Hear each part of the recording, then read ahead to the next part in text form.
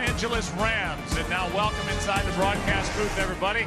I'm Joe Buck with the Hall of Famer Troy Aikman. Happy to have you with us. Aaron Andrews will come up just a little bit later. We'll talk about these two teams. They are high scoring, top two scoring teams in the league. Two teams that are vying for potential home field advantage in the playoffs. I can't wait to watch this one unfold. Well, it's going to be a lot of fun, and you tell you there's so much at stake in this ball game and the playoff implication. And yeah, high scoring. They're both averaging 30 points a game. These two young quarterbacks in their second season have done a tremendous job from where they were certainly a year ago. But what's been lost in all of this build up to this ball game is how good these defenses are. Neither defense gives up a lot of points. Both of them do a great job of getting after the quarterback. And which offensive line is going to give one of these young signal callers an opportunity to do what they've been doing all season long? We will hear from Aaron Andrews after the kick. It's the first matchup between #1 scoring offenses since 1970. So you've got two teams coming in averaging just over 30 points per game. And the top two picks from the draft a year ago, Jared Goff and Carson Wentz. 10-2 taking on 9-3. Glad you're with us today on Fox.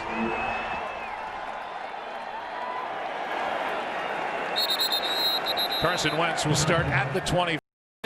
Half of that matchup between the two good young quarterbacks. For more on both of them, here's Aaron Andrews. Joe, these two quarterbacks linked even before the draft. They signed with the same agency. They trained out here in California to get set for the combine and the draft. That's where they became friends. And of course, they went 1-2 in 2016. Both admit this is fun to have this kind of connection, but they said, you know, all this much hype matchup today, they did send a text to one another and say, I am so sick of talking about our friendship. Let's play this game. Well, we're going to right now from the 25.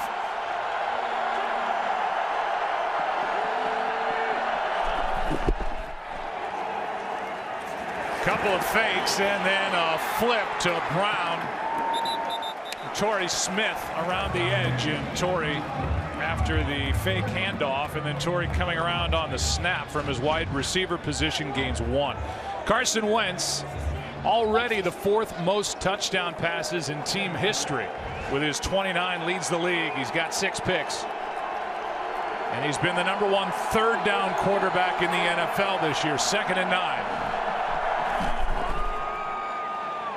Handoff is to Blunt. And LeGarrette Blunt is knocked down just shy of the 30, a gain of 4, so a 3rd and 5 coming up. Hey, we heard Aaron's report saying, hey, they're tired of talking about each other. Let's get this game underway. They better get used to that. These two are joined at the hip for the rest of their careers, much like Elway and Marino and Bird and Magic.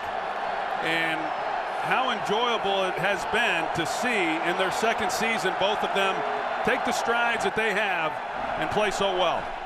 3rd down and 5. Wentz sets up, fires, pass is picked. Off the hands of Aguilar and into the waiting arms of Kayvon Webster.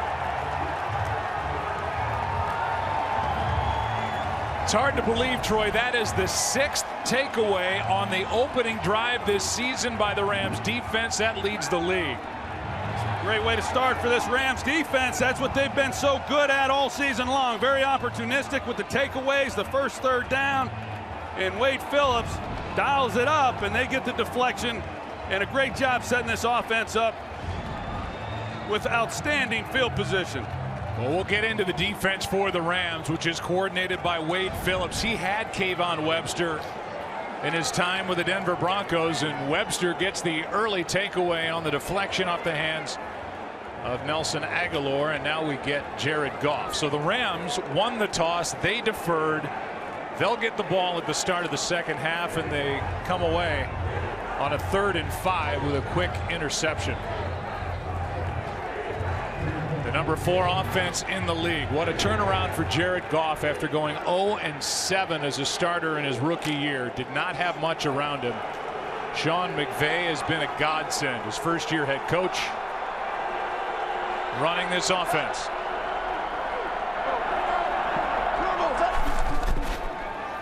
Quick setup and throw. Pass is caught. Watkins out on the edge.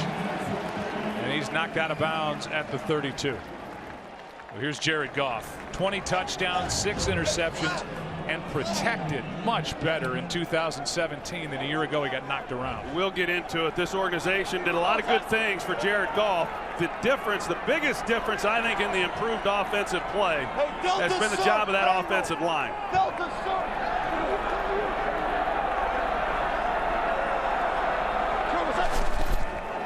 Austin was in motion. Here's a toss to Gurley. And Todd Gurley is inside the 10 and knocked out of bounds inside the 5. A 30-yard carry on the toss from Jared Goff. Todd Gurley sets up 1st and goal. The Rams like a lot of this misdirection with Tavon Austin. They get the ball to Gurley, and it's not a surprise that a lot of the things that they do that require offensive linemen pulling, getting out in space and blocking, they do to their left side. That's an athletic side of the offensive line, blocking down the field. That's a terrific job. Sammy Watkins, a wide receiver, getting in the middle of it too. On 1st down, Gurley. Touchdown, Los Angeles.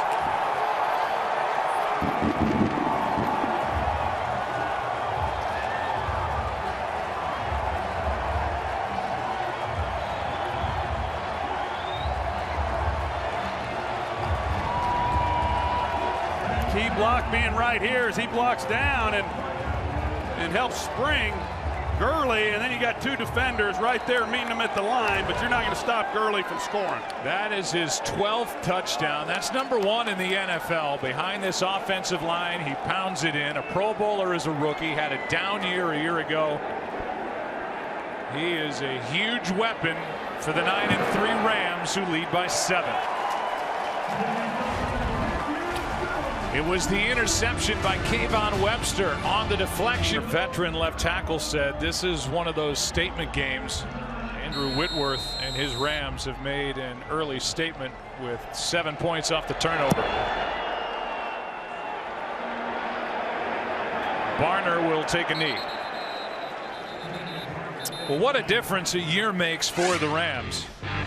Talked about the struggles with Goff at the end of the year last year. Overall, a team that averaged 14 points a game. They're at 30 points a game this year. The takeaways are up already. 18 takeaways all last year. The wins, obviously, that's the most important stat. And here's a 31-year-old head coach who is one of the most impressive football minds you and I have talked to in the time we've been together. Yeah, they certainly got the right guy for the head job, and I had a lot of respect for him when he was the coordinator in Washington and thought he would be of real help to Jared Goff, but he has done a great job leading this entire organization. Here's Clements. Great blocking out in front of him. Waits for one of his blockers to get out there. By the time Brandon Brooks got in front of him, it was a catch and run of 28. And a good start to this drive for Philadelphia. You're going to see a lot of screen passes against this Los Angeles Rams defense because of the way they can pressure the quarterback. We saw it on that first possession. They tried it. They come right back to it here. That's set up nicely and pick up a nice gain.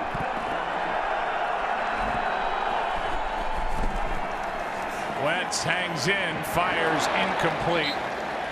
Selleck was the target. Zach Ertz is not active today. They thought he might be able to bounce back from the concussion he suffered in Seattle.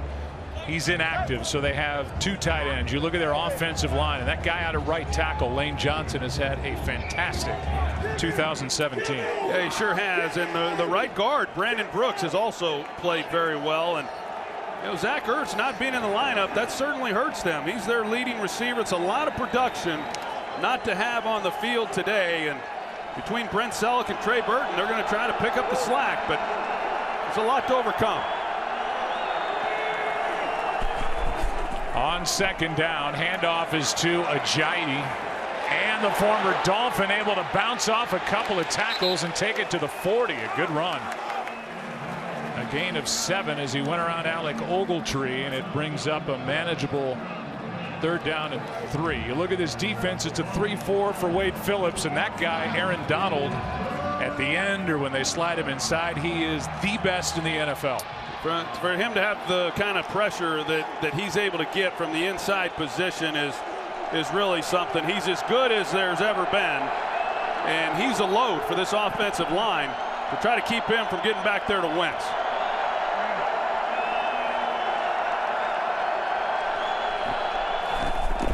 Third down and 3. The handoff to Ajayi, and he's got a first down for the Eagles, to the delight of many Philadelphia Eagles fans in attendance here. Gain of 9 to bring up a first down. Tyron Walker on the tackle. You know, one of the things the Eagles are doing a lot more of is they run these run-pass options, and Wentz is going to decide based on the look whether or not he's going to hand it off, or if they overload the line of scrimmage, he can come out and he can throw the ball to these wide receivers, and you see it over and over and over, and they probably do more of it than anybody in football.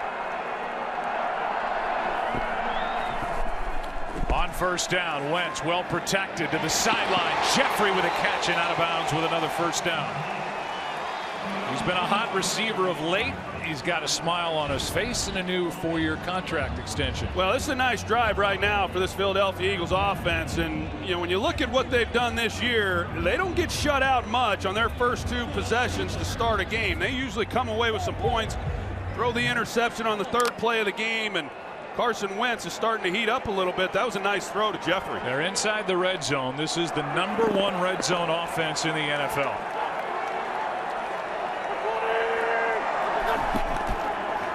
Blunt carries.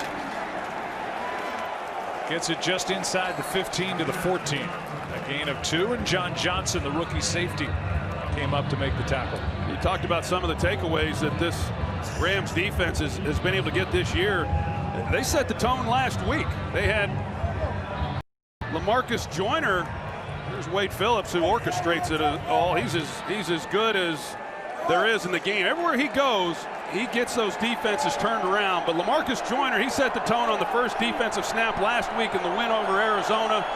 And then, of course, Kayvon Webster did it today. On second down, Wentz, end zone, incomplete, but a flag. Selleck the target with Ogletree in coverage. It's a good route by Brent Selleck. You can see Ogletree grabs a hold of him as he's running up that seam route. Selleck doesn't get a whole lot of opportunities these days. Defense number 52. The pass interference occurred in the end zone. The ball would put at the 1-yard line. Automatic first down.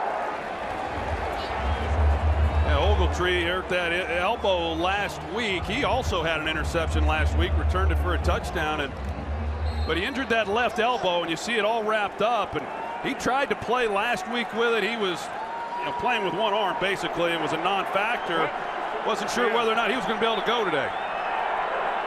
First and goal. Blunt. Just short of the goal line. Second and goal.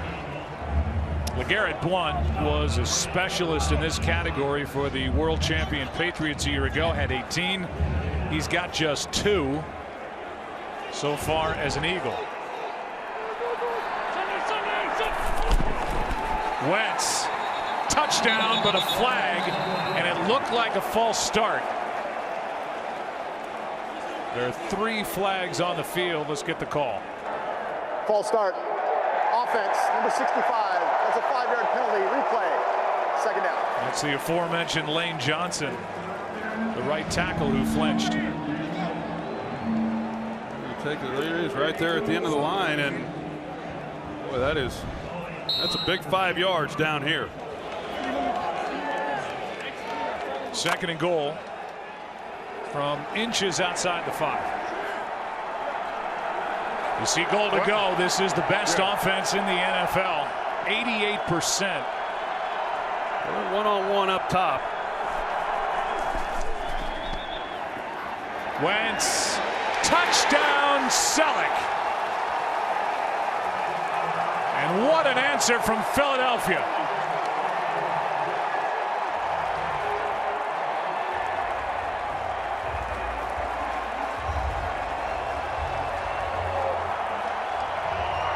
He'd gone 33 games without a touchdown catch. A guy who's been a star in the past, and he's now the top tight end for Carson Wentz without Ertz, and he takes it in. Yeah, just a breakdown there in coverage, and John Johnson, the safety, he takes a false step, gets Selleck out on the edge, and a touchdown for Eagles. 7-7 game. Wentz and the Eagles answer.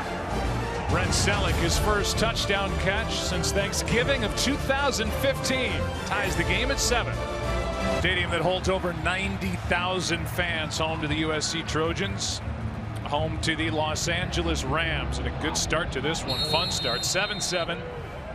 Early turnover by Philly turned into points, and then the Eagles answered. Pharaoh Cooper will bring it out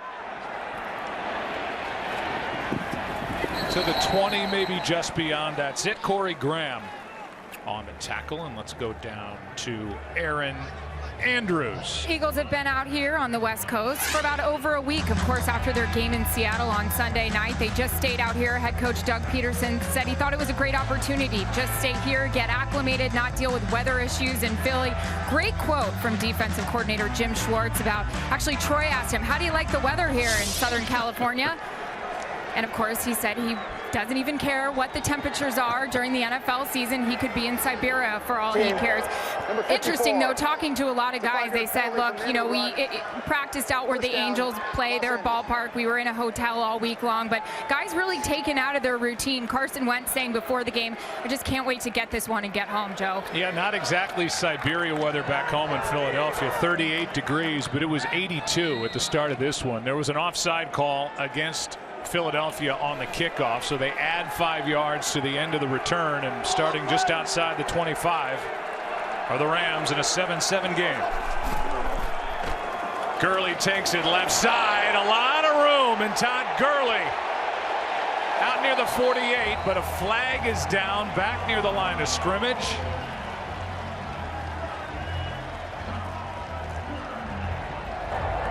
Holding. Offense, number 65. It's a 10-yard penalty replay. First down. That negates a 22-yard carry by Gurley as Sullivan is flagged. Now he's right in the middle, the center, John Sullivan, and let's take a look. And yeah, you know, the two guards, I will tell you, Roger Saffold and Jamon Brown, they came off and made great blocks on their guys, and the hold certainly brings back a heck of a run. This is the #1 run defense in the NFL. Philadelphia, they allow the opposition 68 yards a game.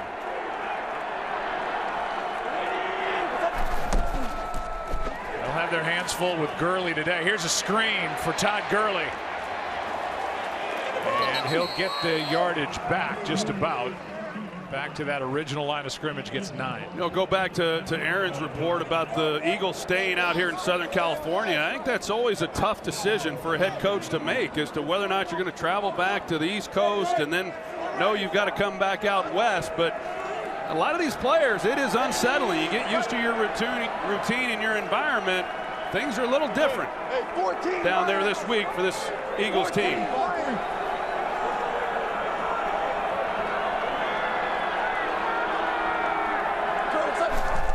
Second down and 11 now after the screen to Gurley and Goff. That is an incomplete pass. Nearly a lateral. Gurley was close enough to it. No flag for grounding either. And it's 3rd and 11. Well, there's just not going to be a lot of opportunities to sit back there and hold the football. And inside pressure, it's a 4-man rush, and the ball has to come out pretty quickly when you're facing this front.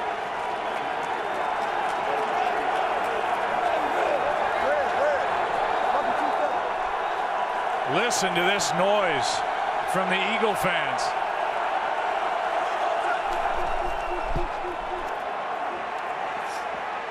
Goff finds Gerald Everett. He's short. And they say the Eagles fans travel well. Well, during the week, Sean McVay, he said to us, joked about having to use the silent count here at home, but on 3rd down and 11, these fans here in Philly Green were making a ton of noise. They travel very well, and everyone knew that they would. They played in San Diego earlier in the year and pretty much took over that stadium. There are a lot of Eagle faithful here today. The punt from Hecker.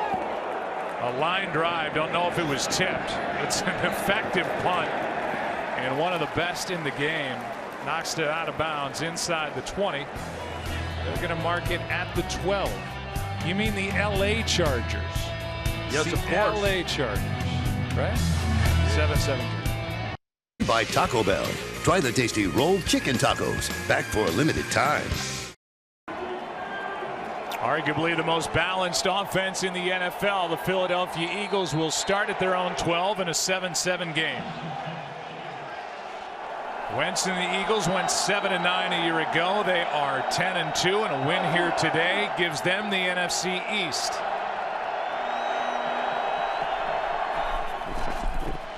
Play action. Wentz finds his man, and out to the 20 is Torrey Smith. Smith has been quiet of late, a gain of 8 out to the 20-yard line as he worked against Webster. Yeah, that's a matchup that they like because Webster, they prefer to put him on the speed receiver. That would be Torrey Smith for the Philadelphia Eagles. And hey, you're right, Joe. He had a big catch many weeks ago down the field, but since then they've been hard to come by. And for a guy who's a real deep threat, they've had a hard time finding ways to get him the ball and create some big plays in the passing game. Also with his third team over the last 4 years is LeGarrette Blount is going to be knocked down just short of first down yardage by John Johnson. This Rams team has drafted well. It's been a while since you can say that about the Rams. Have added key free agents. The feel around the organization, I can tell you, is entirely different than it's been for over a decade. Well, yeah, that's for sure. And, you know, there's been a lot of changes, as we know. And I think Les Snead and Kevin Demoff did a heck of a job in this offseason surrounding Jared Goff with some outstanding players. And the draft, as you said, was really good, relying on a lot of young players. Play action, pressure. Wentz steps up down the field. It's broken up, but a flag. Tremaine Johnson working against Alshon Jeffrey.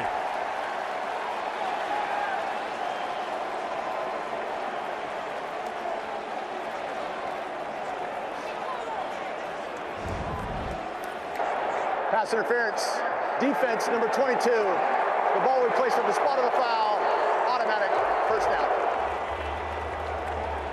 Well, there's certainly contact. It's a good call. He's got his right arm around him. They're obviously trying to take a shot there on 3rd and 1, and Carson Wentz takes a pretty good shot at the end of that play. And because of that, not able to really step into that throw. The ball was underthrown a bit. And Alshon Jeffrey trying to come back and make a play, and they get Tremaine Johnson with a pass interference and a big shift in field position. That's the second pass interference call against the Rams secondary. One in the end zone. This one a big one, over 40 yards of field position. This one for Jeffrey, but he's overthrown. It was a 41-yard penalty on Tremaine Johnson for interfering with Alshon Jeffrey, and Carson Wentz would love to have that one back. Yeah, he would, and the Eagles tried blocking him up a little bit. They wanted to take a shot down the field, and it's something that they missed out on last week in that loss against Seattle, to where they had opportunities and they just failed to connect. And that, to me, is going to be the key for Carson Wentz and this Eagles team as they move through the rest of this season and into the postseason. You got to make those plays when they're available, and that's the difference in being a championship quarterback and not.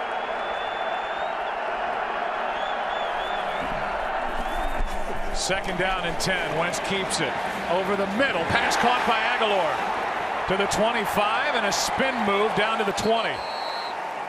Coming off his biggest game in the NFL, 7 catches, 141 yards against Seattle. He gets 18 here. Well, good protection up front with Stefan Wisniewski, and he's got Aaron Donald, not an easy matchup, and Nelson Aguilar, what a year he has had. He just ran in one heck of a route against man coverage and created separation for Carson Wentz. He's come back home, a former USC standout, played his college games here at the Coliseum. You know he's excited today.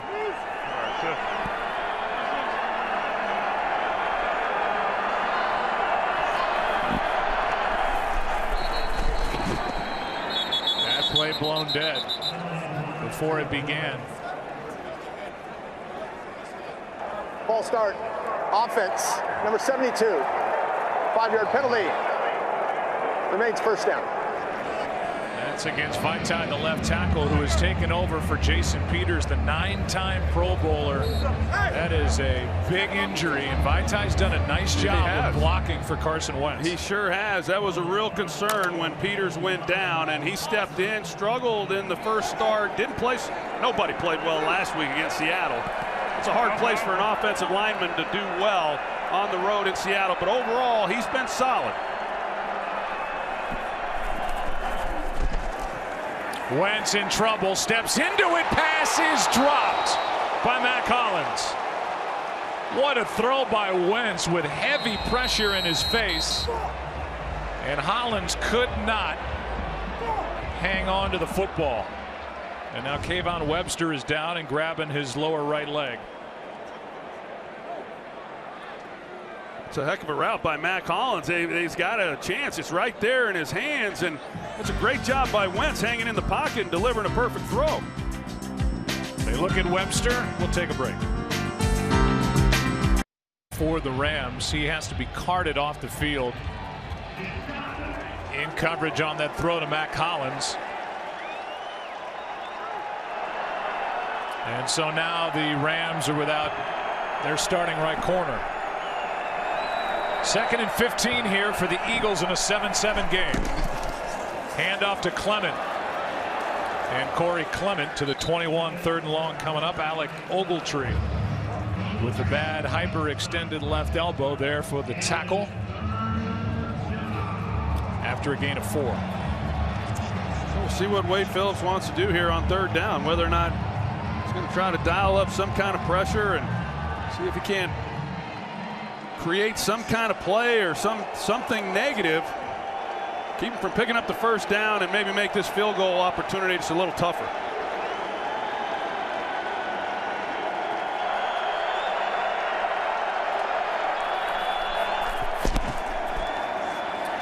Pass over the middle. It is caught for the touchdown. That's Trey Burton.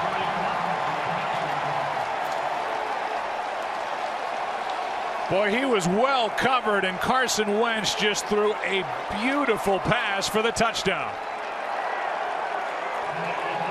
Now getting a little chippy down there on the field, and Trey Burton, they have the perfect route called as a defender there, jumps to the outside. John Johnson, Ogletree trying to get underneath it. He's never able to even get turned around to see if the ball is in flight.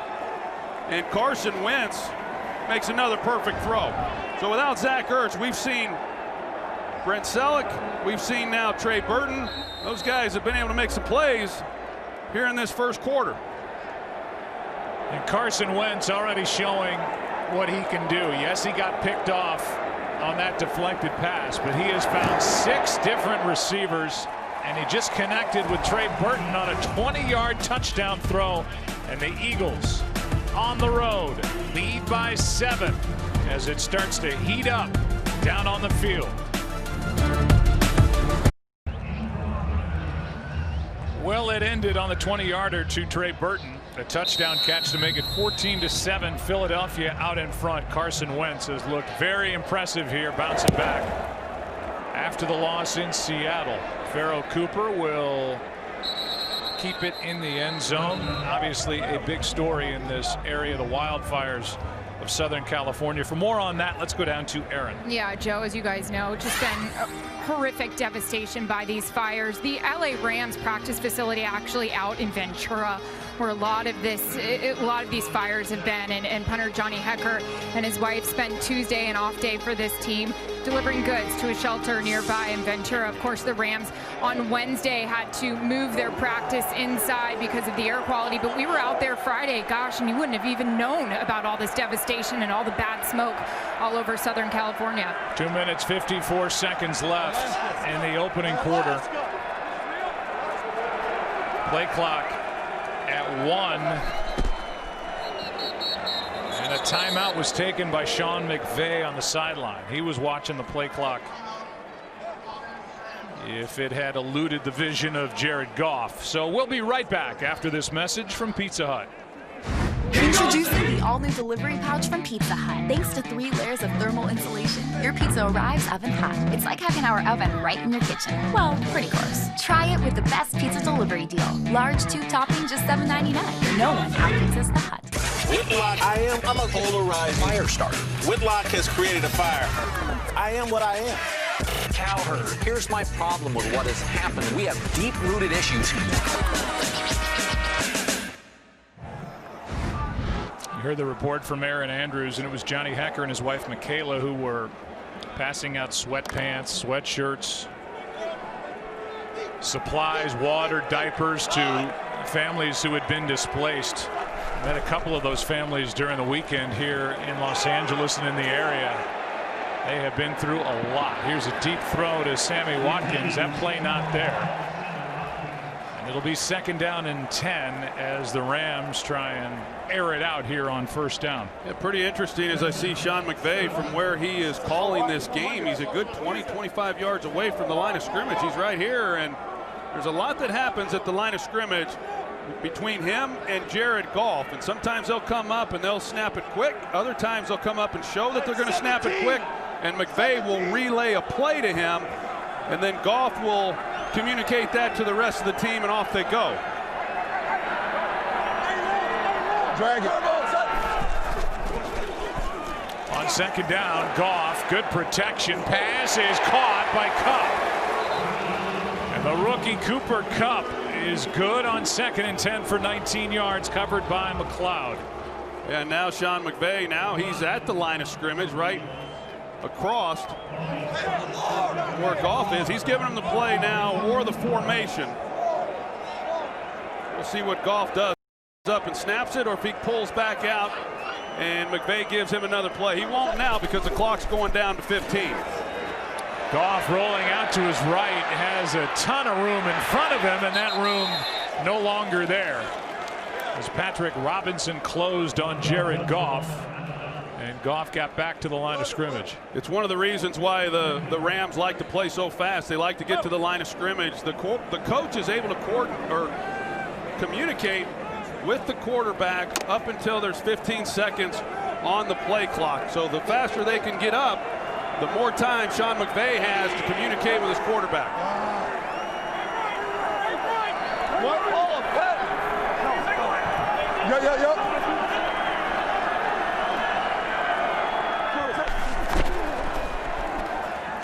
Handoff is to Gurley.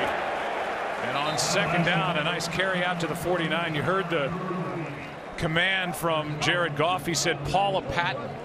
They have a lot of different phrases, different names. They try to keep it fun, and Sean McVay lets the players come up with the name or the word, the reminder. He said, I don't care what it is, right, as long as it helps them remember what the play is supposed to be. They've all gotten on board with it. They have a lot of fun with it. The game has changed so much that, you know, one word can set the formation, the protection, as well as the play. We're seeing it at youth levels, the way that these kids are playing fast break offense. 3rd down and 4. Goff gets hit, pass incomplete. Well played by this Philly defense. Watkins was the target, but Goff got popped when he let that ball go.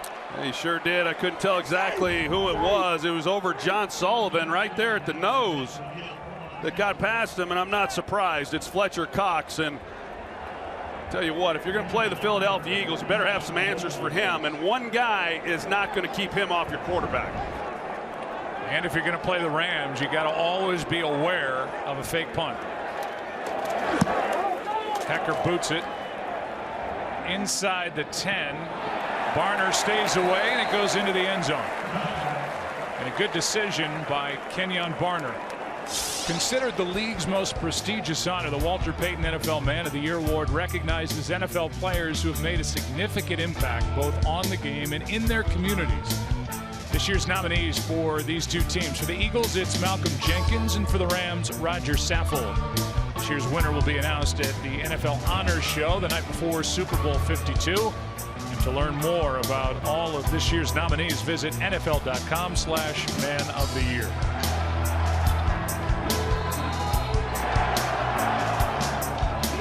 Philadelphia defense looking to bounce back. They had 2 great weeks, and then They got Russell Wilson last week.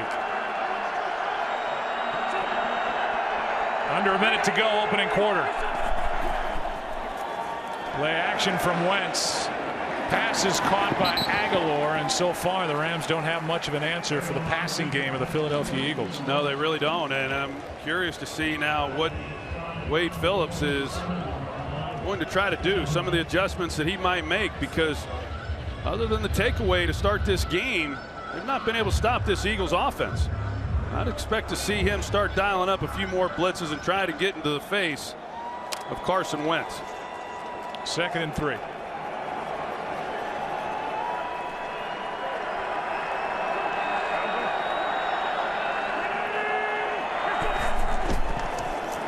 Blunt gets it. And LeGarrette Blunt wrapped up a yard short of a first down.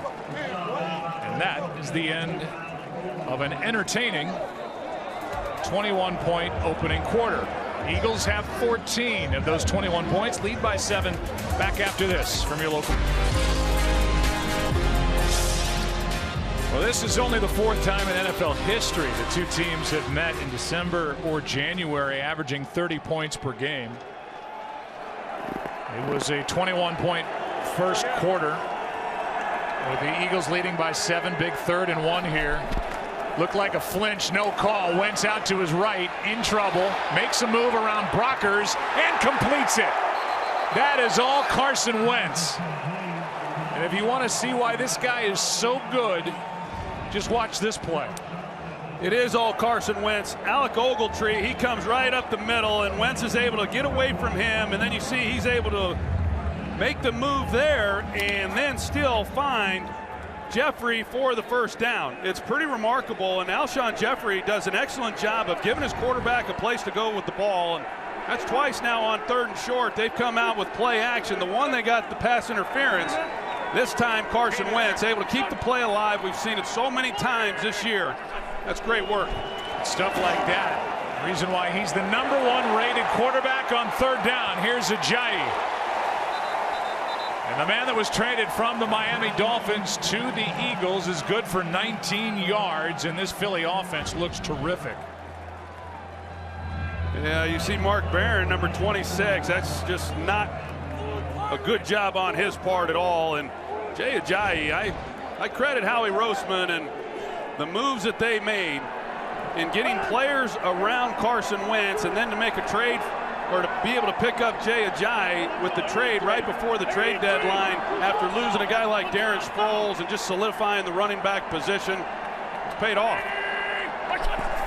First down from the 40. Wentz, good protection again, and overthrows Matt Collins. Tell you, this defense for the Rams, they're not accustomed to this. If you go back since week 4 and what they've been able to do, they have not given up a lot of yards, just a little over 300 yards a game, and they've given up an average of just 14 points. And of course the Eagles matched the point total there in the first quarter.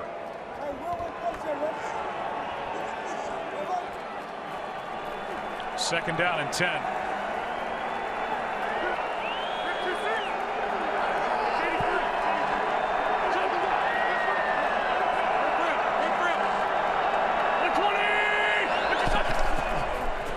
Low snap, Wentz. Pass is incomplete for Selleck. Good throw, but a well-timed hit by John Johnson.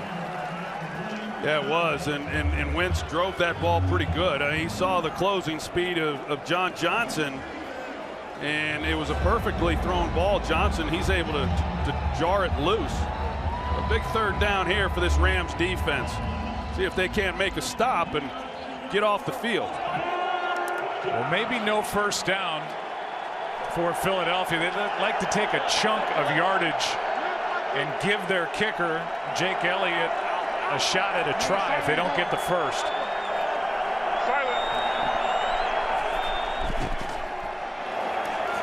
On 3rd down, pass is caught. Quick tackle on Trey Burton by Troy Hill, and it's going to bring up 4th down, and we'll see what Doug Peterson wants to do. Well, he's gone for it a lot on 4th down. 11 for 11 on 4th and 1, and they're going to go. Carson Wentz has not been stopped on 3rd or 4th and 1, but they've got him in the shotgun here, so it won't be the keeper.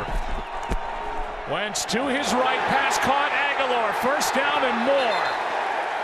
Out of bounds inside the 15, and the Eagles keep on rolling. 18 yards on 4th and 1. Like that they moved the pocket just a little bit, didn't really have to, but it gives Carson Wentz a clean line of vision then to Aguilar to pick that up.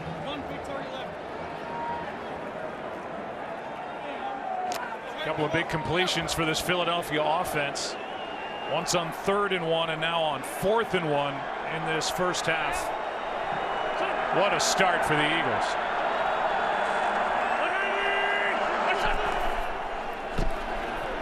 Wentz has to back up. Pass is nearly picked. Nikel Roby-Coleman made the diving try. Looked like his receiver had fallen down. Might have been Clement in the area. 2nd and 10. Yeah, couldn't really tell. He had a chance to, but every now and then you'll see that from Carson Wentz where he'll make one of those throws that just sails on him, and that one was almost costly.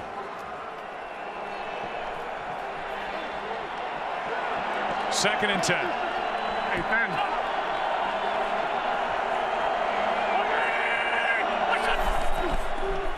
Delayed handoff to Blunt. Bottled up, but still able to push the pile near the 10. 3rd down coming up. Yeah, another 3rd and long, and Carson Wentz has been outstanding all season long on 3rd down passing. He leads the NFL in quarterback rating on this down. The last touchdown pass that he threw to Burton was on 3rd and long. He's faced with another 3rd and long down here in the red zone, and we'll see if maybe the Rams can do something, but he's been awfully good.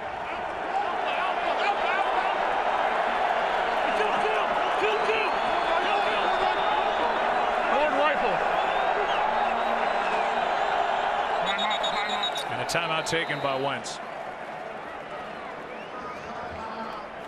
Top-ranked offense in the NFL inside the red zone. Carson Wentz has yet to throw an interception inside the red zone.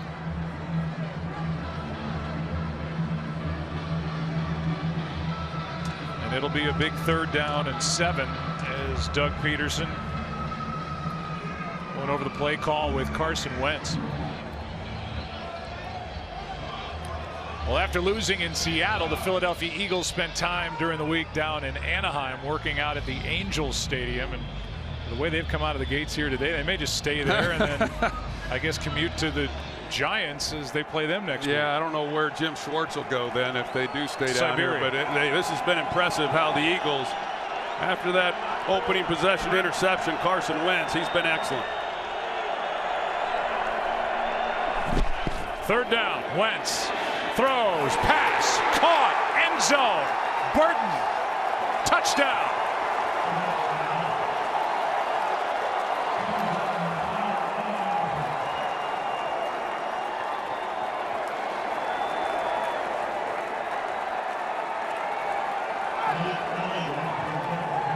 That's a perfectly thrown ball by Wentz, and knowing the window that he had and where he had to put it to give Burton an opportunity to make this play, because Mark Barron, he's there to where he can try to fall off of his receiver and make a play on it as well. If you drive it down low, if you keep it up high and let your tight end go up, you big body him. And I tell you, I was wondering how they were going to do without Zach Ertz here in this game, and the early returns are awfully good for Burton and Selleck. They've been excellent. So 3 touchdown throws, all 3 to tight ends. Selleck on the board, Burton the last 2. It's 21-7. And when you come to Los Angeles, the Stars come out. Even when they wear the colors of the visiting team. Bradley Cooper and Jeffrey Lurie loving it. Philadelphia, which right now is the #1 seed in the NFC, is a handful. We knew that. Obviously, as this season has progressed, you see the scoring drive. They had a hiccup in Seattle. They're not the first team to have a hiccup against the Seahawks on the road, but man, they have come out firing here today. They look great. Week 14 around the NFL and some early game headlines. Jonathan Stewart, he had a big game and a win for Carolina over Minnesota. That's big news, by the way, for Philadelphia and for the Rams. Dallas and Detroit, they both get needed wins. And then an interception by Josh Jones in OT allowed Brett Hundley for a big come-from-behind win and a win in overtime for the Packers. They may very well get Aaron Rodgers back next week. They've got a matchup at Carolina, and they're back over 500. Third win for Hundley. They're 7-6. Rams need to figure it out. They have just 3 first downs. Philly with over 200 yards of offense. Goff spins out of there and throws it away. Graham with pressure. Yeah, it's Brandon Graham off the edge, and Brandon Graham is having himself a heck of a season. He's got a career best 8.5 sacks this year, and there was a time they moved him to be a 3-4 outside linebacker. I think that was a tough transition for him, and Jim Schwartz got him back playing the defensive end spot, and he feels at home, and it has shown. First 3 drives for the Rams. 3 Todd Gurley runs for 38 yards. Trailing by 14 points. Goff protected. Pass is incomplete over the middle to the rookie Cooper Kupp. I think Jim Schwartz got to feel pretty good about the way this defense is playing, and more importantly, the way that this secondary has been able to hold up. And some of their man coverage looks, they haven't given Goff many places to go with the football. Jim Schwartz lost his middle linebacker, the really talented Jordan Hicks. Started the first 7 games, blew out his Achilles. They're without Joe Walker, their middle linebacker, for the 2nd straight game with a stinger. Najee Good started in the middle, 3rd and 10. I think they're showing a blitz here, possibly. Gurley hangs in, throws, pass caught, Cooper Kupp, and a big first down and more. Inside Eagle territory, good move. Looking for a block from Watkins, gets it down inside the 15.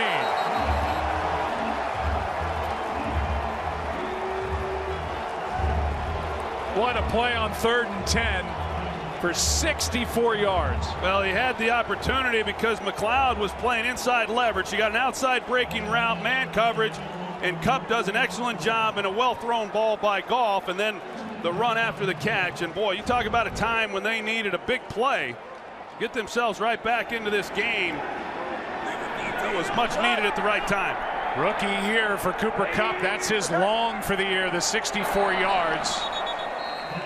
See if this is against Bo Allen. He came across defensively. Was he drawn off? Neutral zone infraction. Defense number 94. It's a 5-yard penalty. First down. Against Allen. Now this is a defensive front because they like to tee off on the quarterback, that you can get them drawn off sides and try to take advantage of that. Bo Allen just jumped the gun. When we talk about a team's defensive front 4, you can really call it, for the Eagles, a front 8. They rotate players in and out, trying to stay fresh.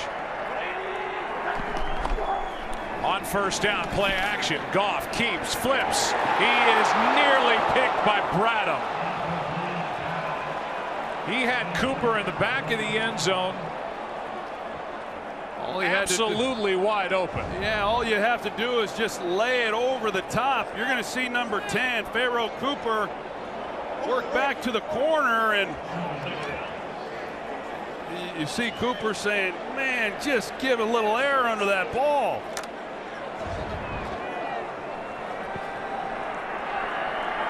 Second and 5. Gurley can't make the play. And Bradham was out there for Philly anyway. 3rd down and 5. Bradham on the far side of the field almost had his first interception, and then on the near side of the field is there defending Todd Gurley. 3rd down here. Well, we watched them in Friday's practice, and I know that John McVay was expecting some all-out blitzes down here by the Eagles. They've got some answers for it, but so far Jim Schwartz has played coverage and not brought the blitz, and he's not going to here. On third down, Goff, pass, caught, Kupp, touchdown.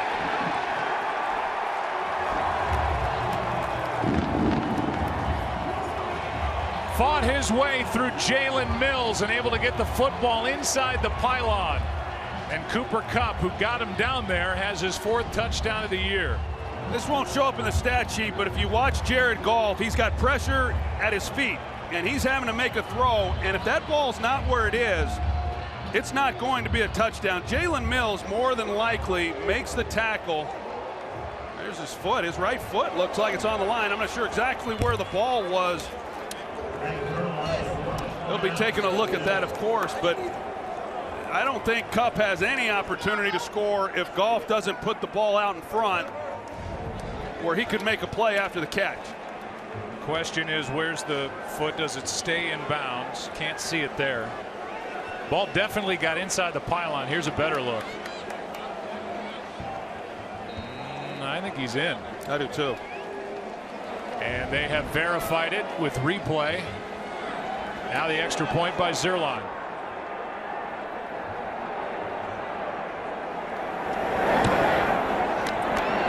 Rams get what they need right when they needed it. The 64-yarder to Cooper Kupp got him in position, then the rookie Kupp took it in. 7-point game on America's Game of the Week.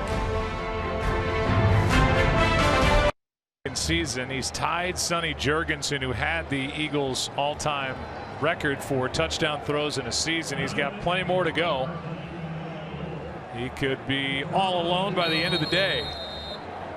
He's an impressive guy when you get a chance to talk to him off the field, and he's impressive on it as well. The drive for the Eagles will start at the 25, and on that touchdown throw by Goff, which was an impressive throw, basically flat-footed, you see Andrew Whitworth, who gets hit by Fletcher Cox from behind into the back of the right leg, and they have been checking him out over on the sideline. Yeah, he's another one of those guys that Les Snead was able to bring in and really help out this offense. He was voted as a team captain, and a guy who knows what playoff football is all about, and I think he's been good, not only for that offensive front, but I think he's been good certainly for Jared Goff as well. He was with the Bengals when Andy Dalton came in. He knows some of the struggles and the challenges for a young quarterback. Here's Clement. Good run on first down. He picks up 11. Troy Hill out there to make the stop, but for a college free agent out of Wisconsin, Corey Clement shows what he can do week in and week out. Well, you talk about Carson Wentz and the year that he has had. It's been terrific, and there's a good chance he'll be voted as the league MVP, and that says a lot. And having said that, I think he's just scratching the surface on how good he can be. When you watch him play and see the different things that he's capable of doing and some of the plays he misses. Here's one incomplete for Torrey Smith. When you combine the most provocative man in sports with the most interesting man in sports, you get opinion that cuts through the hype.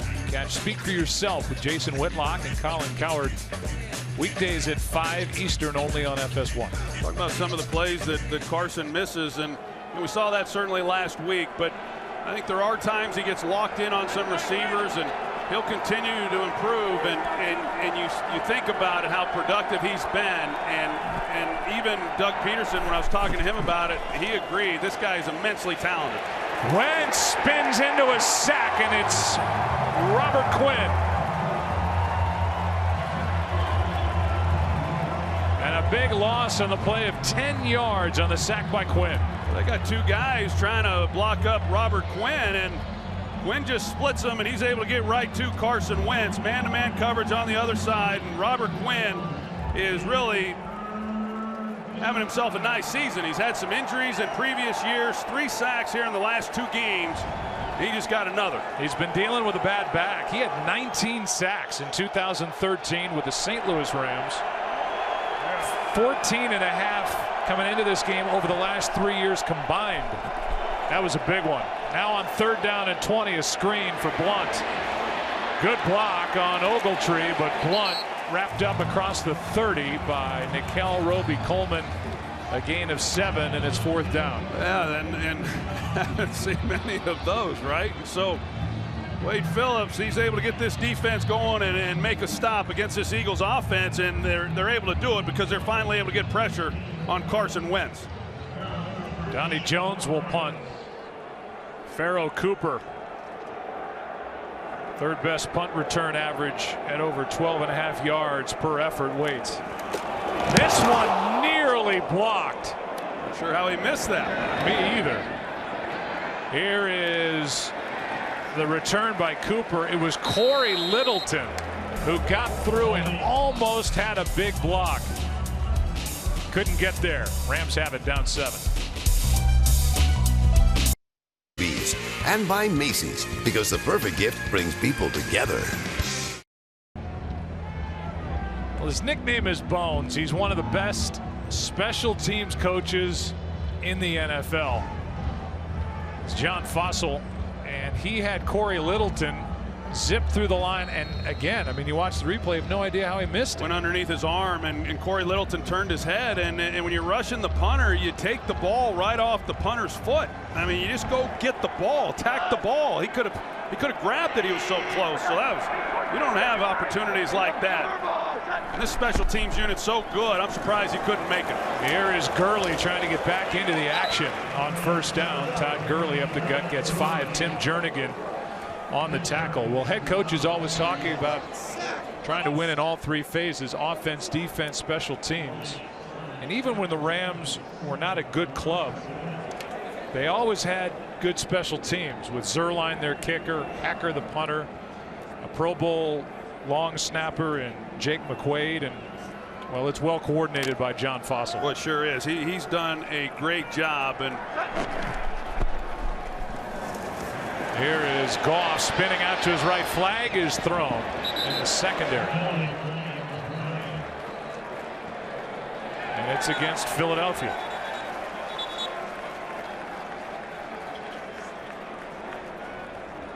Prior to the pass, holding, defense, number 21. It's a 5-yard penalty and an automatic 1st down. Well, that's on Patrick Robinson, and I couldn't tell if he was the one in coverage on Sammy Watkins or not, but they were trying to get a shot down the field. Sure enough, they want to go play action, move the pocket, set Goff up, and take a shot clear across the field to the opposite side, and they had a chance. But Goff was unable to set his feet because of the pass rush. They still get the penalty on Robinson, though.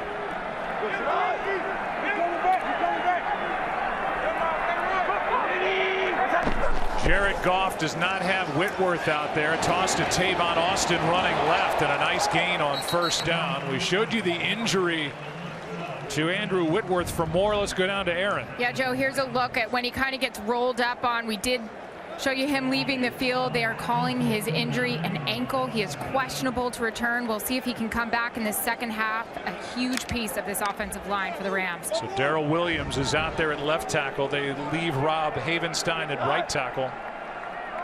Yep, big loss. 2nd and 4. Pull him. Head. Hey, hurry. Turbos, hunt. Gurley. Got a yard. Not easy to run the football against this Eagles defensive front, and the Rams haven't tried a whole lot, but not able to get much there out of that 2nd down. You think about the success of this offense this season, and a big reason for that, as I said, is the play of the offensive line. And this is one of the few offensive lines around the league that's remained really healthy this year. But trying to replace Andrew Whitworth, that's a challenge. 3rd down and 3.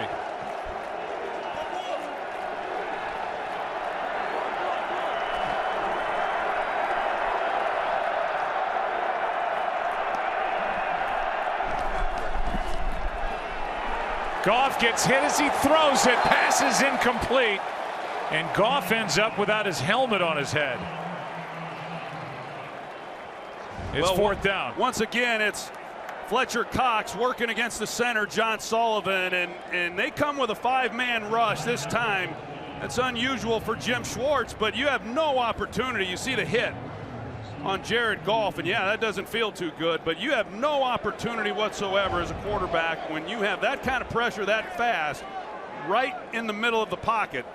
Fletcher Cox has been a challenge for them to be able to block here this afternoon. Hecker hits the punt. Barner over to his right, makes the catch, and that was well played downfield. Michael Thomas downfield made the stop. It's a 1-yard return after a 54-yard punt. Well, you talk about a discrepancy in age and experience. You got the head coach and the defensive coordinator. Where were you 30 years ago? Well, Wade Phillips was 40 years old and with the Eagles, and Sean McVay, who's his boss, was 1. And a cute little 1-year-old. He was actually hired at the age of 30 a couple of weeks before he turned 31, and Wade Phillips, as you said, one of the best to ever coordinate defenses in the NFL. A lot of experience for Sean to lean on. Yeah, and you don't feel like Sean McVay's just 31 years old when you sit and talk to him. He's got a lot of football knowledge, smart guy. Here's Ajayi on first down. He is really running well.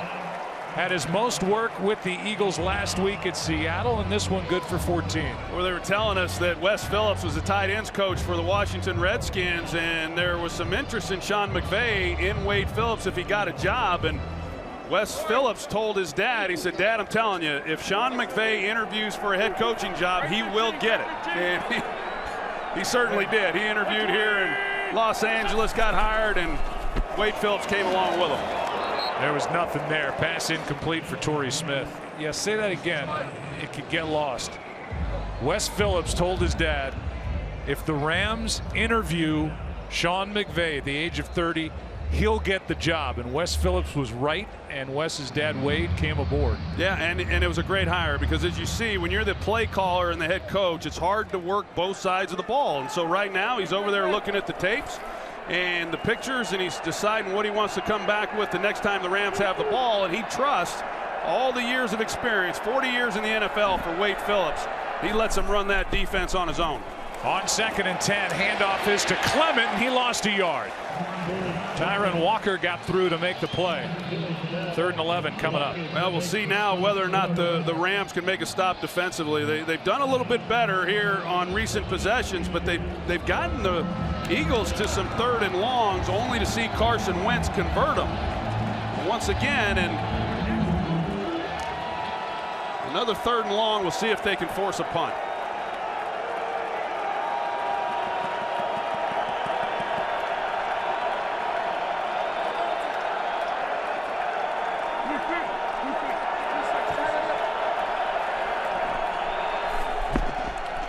Third down and 11. Wentz, bodies around him, pass incomplete for Jeffrey. Well covered by Tremaine Johnson. It's big corner on big receiver, and that time Johnson good enough. Yeah, it's a good point because they don't always travel Tremaine Johnson, with the team's best receiver. It's really based on size. They like Tremaine Johnson's size. They like him on big physical wide receivers. Last week he was on Larry Fitzgerald, certainly fits that mold. And then, of course, Alshon Jeffrey. He made a nice play on that 3rd down ball.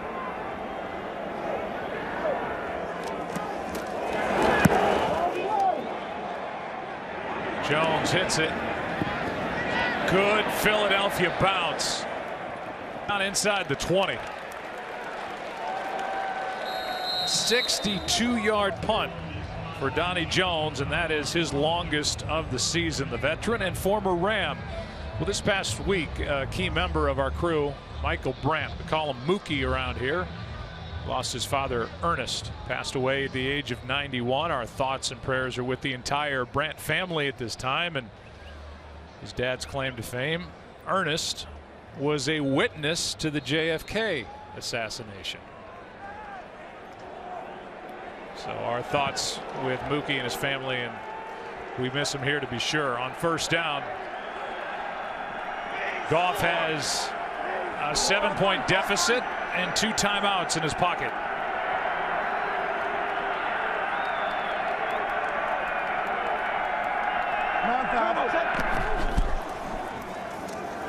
Goff over the middle, nearly picked. Bradham was back there. Sammy Watkins was the target. And Bradham almost had his, well, he's had a couple of looks at a pick. Yeah, if he had some hands, he'd have a couple of interceptions in this game. And I can't imagine that Goff saw him, because Bradham was up towards the line of scrimmage, does a great job of turning back and being able to get underneath that route. But it's a couple balls now. I just can't believe it either.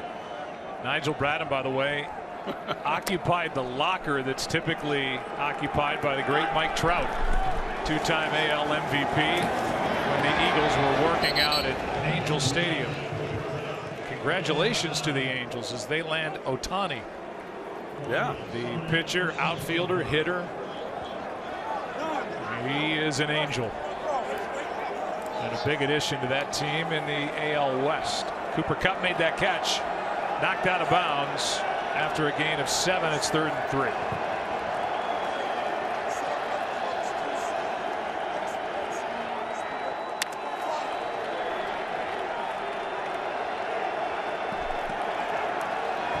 Goff.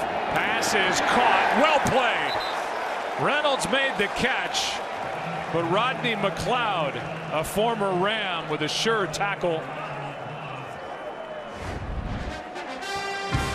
knocked down Reynolds short of the line to gain. 2-minute warning here in LA.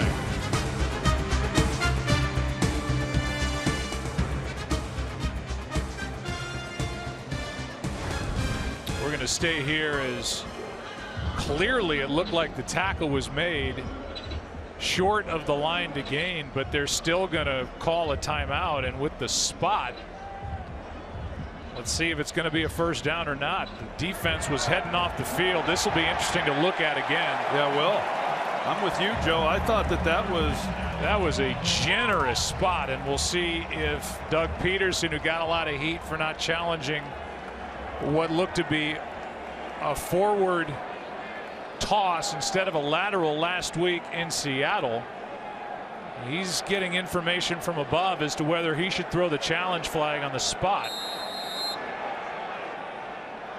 And he's going to have the luxury of the 2-minute warning. Here's the catch. There's the tackle, and there is no way he got to the line. He's got the ball in his right arm as he's running to the sideline, not anywhere close to getting to the line. Well, now we're at the 2-minute warning officially, and we'll see what the call is when we come back. In every NFL city across the country, players are making a difference. Every year, the league recognizes those players who make a significant impact both on the field and in their communities by awarding the Walter Payton NFL Man of the Year Award, presented by Nationwide. To learn more about the differences they're making in our communities, visit NFL.com/Man of the Year. Well, Mike Pereira is down the street in Century City. What'd you see back there, Mike? I see the same thing that you do. He maybe gets the ball just beyond the 27-yard line. They're going to reverse this and make it short. Remember now, it had to be challenged. Even though it is the 2-minute warning, replay doesn't take it over until after the first play inside of 2 minutes. So Doug Peterson's going to win this challenge. It's going to be 4th and maybe 1 or a little less than 1. Yeah, he will go to 2 for 5 on challenges this year, Doug will, after going 7 for 11 in his first year last year. His Eagles jumped out to a 3-0 start, but finished 2 games under 500. Different story this year. His team has taken huge leaps forward offensively, defensively, and here comes the call from Craig Rolstad. Again, this was a 3rd down play and should force 4th and just less than a yard.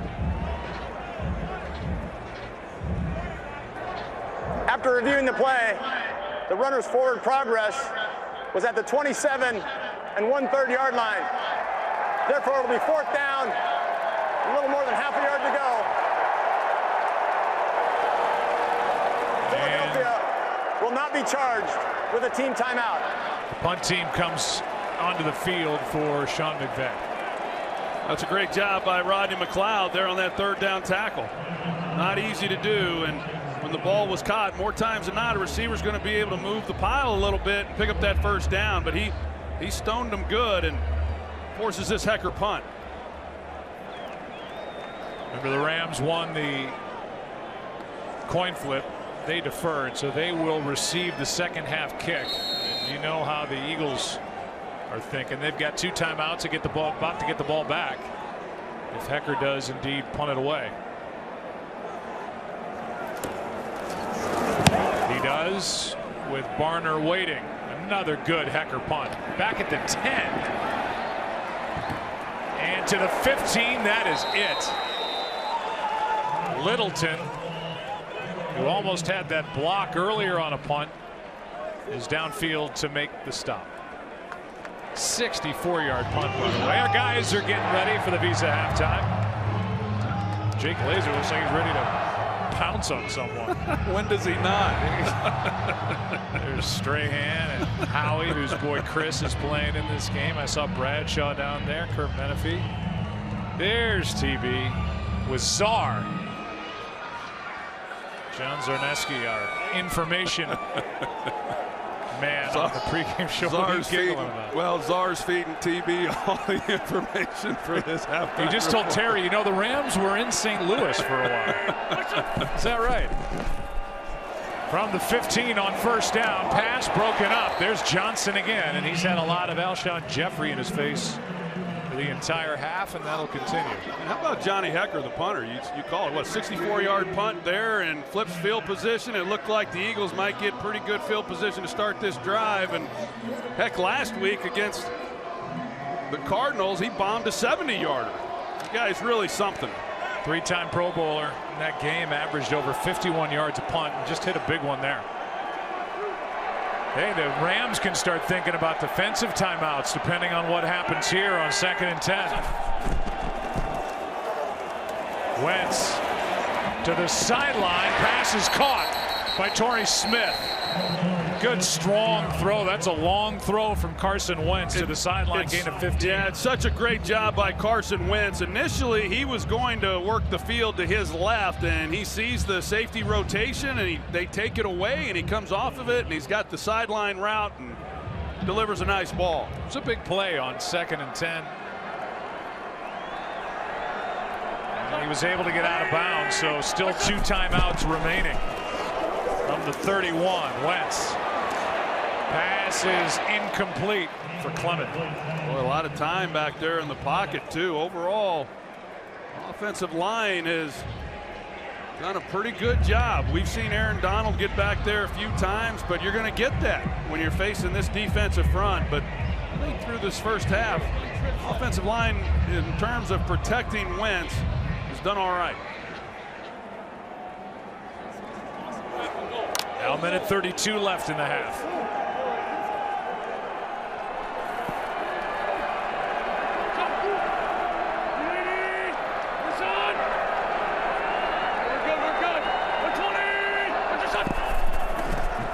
Delayed handoff and tripped up is Clement by Michael Brockers. Wow. That was close. If he doesn't go to the ground there was a lot of space out in front of him. And now a timeout taken by the Rams. Defensively, they have one left because of this play by Brockers. Yeah, take a look at the middle of the field there. If they don't get Clement down there, he's one-on-one on the middle safety. Brockers has been a good player. First-round pick out of LSU in 2012. He's been dependable. Big body up front for Wade Phillips. And when it's 3rd down and 11, offenses become aware of number 99 for the LA Rams. That's Aaron Donald, who held out during the preseason. Never did get his new contract, but he's been heating up of late. 7 sacks over the last 7 games. Well, he'll get his money. It's just a matter of when. But right now, they could sure use him to put some pressure on Wentz and give their offense one more opportunity before the half. 3rd down and 11. Wentz steps through pressure, throws, pass caught. Torrey Smith inside the 30. Tripped up inside the 25. 46 yards on 3rd down and 11. Well, Ogletree comes off the edge, but Wentz steps up, and then you see how he plants his feet and gives himself a good base to make a accurate throw to Torrey Smith. That's really good work by Wentz, navigating the pocket and being able to set his feet and deliver a perfect pass. And I think he delivered a perfect pass, even though his throwing arm was hit by Michael Brockers. Watch 90 come through. I think he got just a little bit of the arm, and that's why that ball came out weird.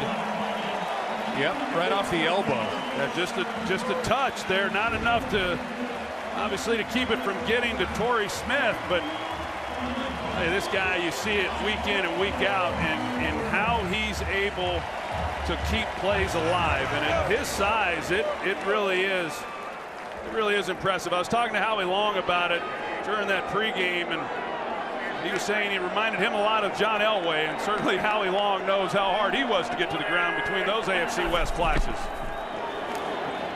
Wentz throws, pass caught inside the 10 to the tight end Burton, who's got 2 touchdowns in this half, a gain of 15. Well, it's pretty remarkable, you know. I mean, the Rams get the Eagles to 3rd and long. Twice they throw touchdown passes. This last time they get an opportunity to force a punt, give the ball back to their offense, and now the Eagles are knocking on the door. Wentz steps through it again, fakes a toss, and with a flag down in the end zone, Wentz is down inside the 5. Eagles indicate the call is going to be against LA. Oh, hey. There's no foul for illegal contact as the quarterback was out of the pocket. 2nd down. So they pick up the flag. Yeah, there's the contact. He's out of the pocket, but you talk about what Wentz has been able to do on 3rd down. That's on the quarterback. That's when the quarterbacks earn their money. And if you've got a guy who can deliver on that down, especially 3rd and longs, the way that he has today, you're going to win a lot of football games. 2nd down and goal. Wentz fires, pass broken up. McLeod on the coverage. Aguilar the target. 3rd and goal.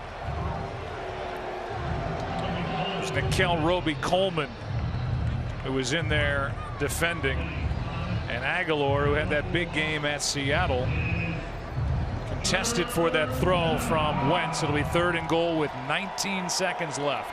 Well, they've got some questions to answer defensively. The Rams do when they go in at halftime. Right now, they'd be thrilled to just give up 3 points. The Eagles over 300 yards of offense in this half.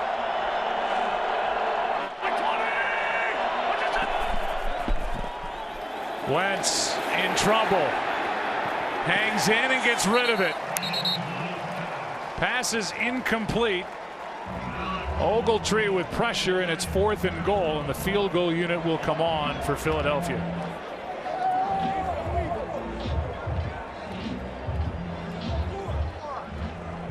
Well, I know Doug Peterson is disappointed. They certainly would have loved to have come away with 7 points, but I think considering where that drive began and what they overcame, finding any kind of points right here, it's a great way to go into halftime. 22-yard chip shot from Jake Elliott. And it's a 10-point game, with the half right around the corner, and we'll be back right after this from Lowe's. Well, hello, Mr. Snowman. The moment you realize your snowman is melting and he's not made of snow.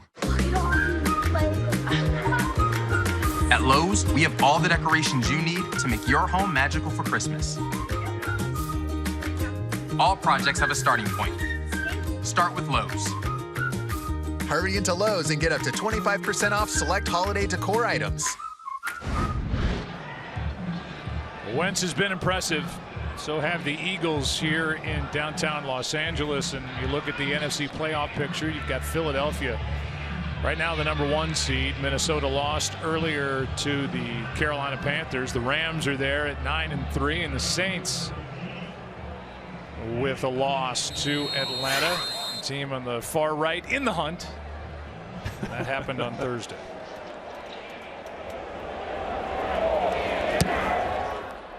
Squib kick by Elliott.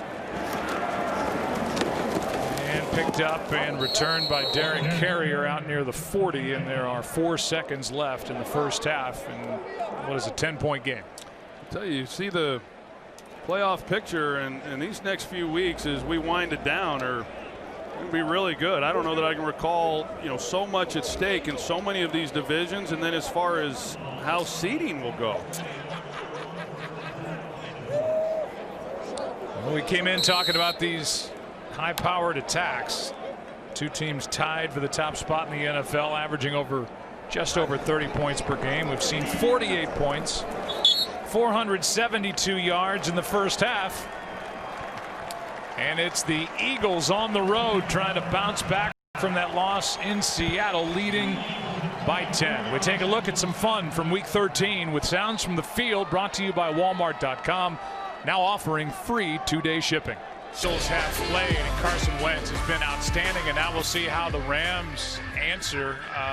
They are the best third-quarter team in the NFL, but I'm going to be anxious to see how they come out of this halftime here in the third quarter. I am too. I know in visiting with Sean McVay on Friday, he said that he thought he was a little too conservative when they played Minnesota a few weeks ago, and he wanted to pull out all the stops and play aggressively. I don't think we saw really all of the aggressiveness that he had intended coming into this ball game, and I would expect offensively, we'll see what he decides to do to start this second half, but I would expect them to be a little bit more up-tempo, certainly a lot more than we saw in that first half. Here's a short kick, and it's returned by the tight end, Derek Carrier. He got hit hard at the 30, but decent starting field position for the Rams. And let's go down to Aaron Andrews.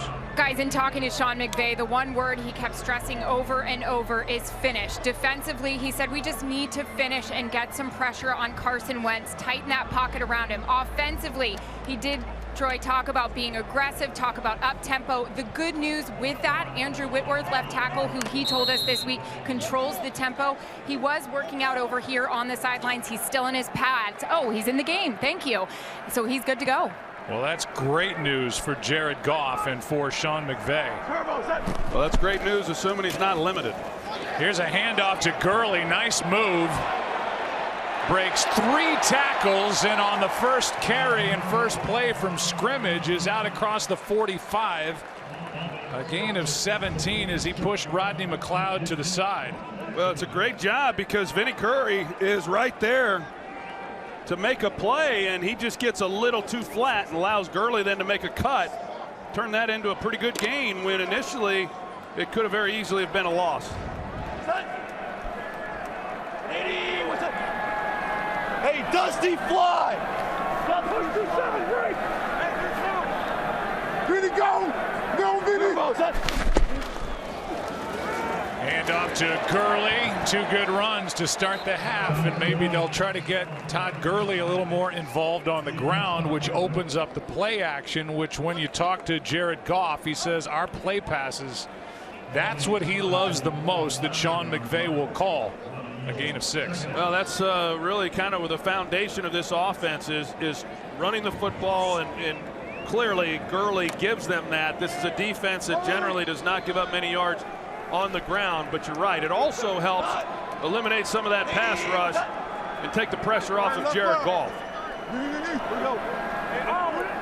What are you doing? Screamer. Watch it. Turbo, 2nd and 4. Now they dump it off to Gurley. Gets a block out on the edge. Kendricks can't bring him down. And a nice catch and run by Todd Gurley. And it's been 3 plays from number 30 to start the half, and that one for 20. Well, yeah, when you got 3 offensive linemen and they're out there leading the way and they just crush. I couldn't see exactly who it was downfield, but you see the 3 offensive linemen blocking Michael Kendricks, and yet Kendricks still able to work off of them and at least get to Gurley, but that was set up nicely. Already inside the 30-yard line. Malcolm Brown now takes over at running back. Play action. What Goff likes. Pass is caught outside the 10 and now out of bounds near the 6. Cooper Kupp. Cooper Kupp's been the best thing they've had, really, in the passing game. This is well designed. They're going to roll Goff out to his right, but Kupp's to the left side of the formation. He's going to start like he's going on the deep crosser. He comes back out to the sideline, and Ronald Darby is the only one there. And just by design, they're able to free Kupp up on the route. See what Kupp has done. 5 catches, 118 yards, a touchdown. That last one good for 23. Sets up 1st and goal. He's one of those receivers, doesn't have great speed, but he has outstanding quickness. He's showing it off. Hand off to Brown. Malcolm Brown to the 1. Brought down by Nigel Bradham, and this is about as perfect a drive as the Rams could have put together, coming out, and Brown's going, come on. Well, he's saying, I don't get many of those opportunities. They give him a handful of carries a game, and when you got Todd Gurley as your lead guy, you're not going to give him any chances. And he's saying, I was so close. Well, the priority is the touchdown for the Rams as it's 2nd and goal. I don't know how many fantasy teams old Malcolm Brown's on, but he'd have helped him. Gurley back in there. Throw by Goff. Pass is caught for the touchdown. Sammy Watkins.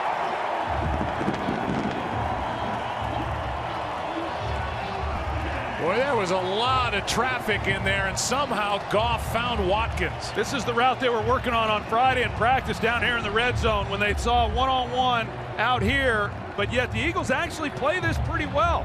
They're trying to drive the inside receiver up the field, Kupp, and then that creates a natural picking action underneath for an easy throw to Watkins. That was some of the stuff the Eagles got hurt on last week against Seattle, and I know it did not make Jim Schwartz very happy.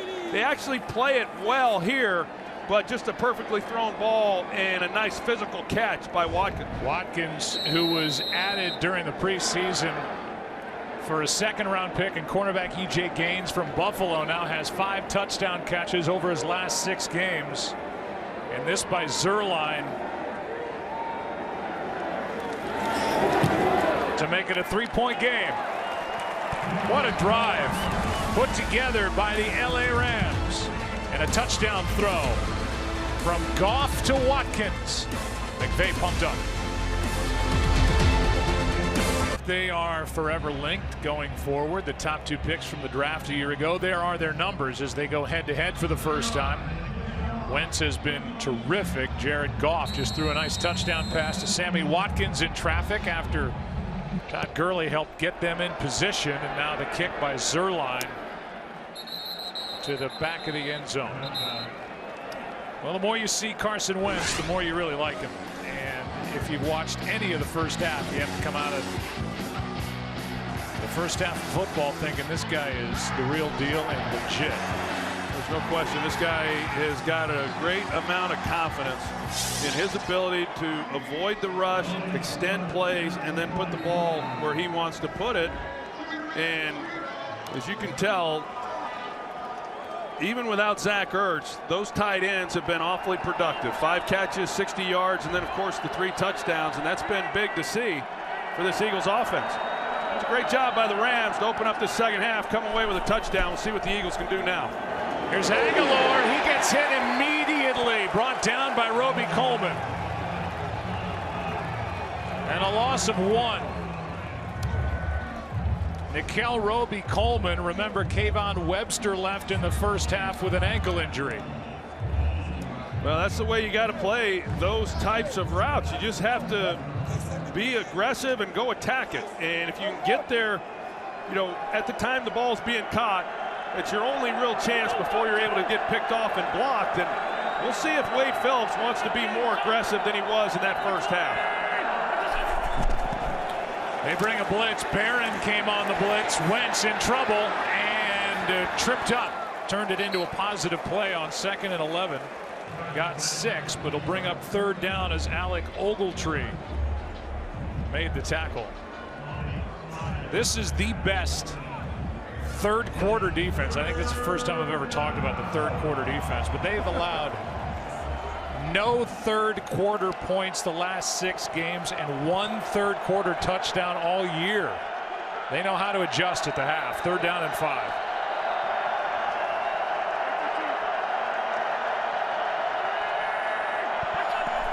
Blitz. Ogletree comes on the blitz. Wentz hangs in to the sideline, broken up.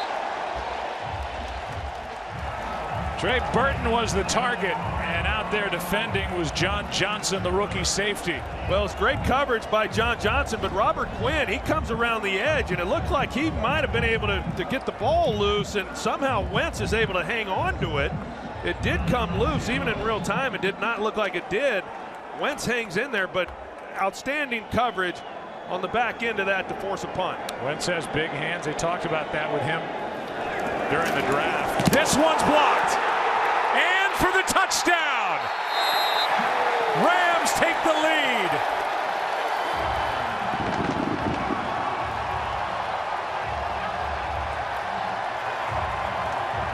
Count us with the touchdown. After the block by Thomas.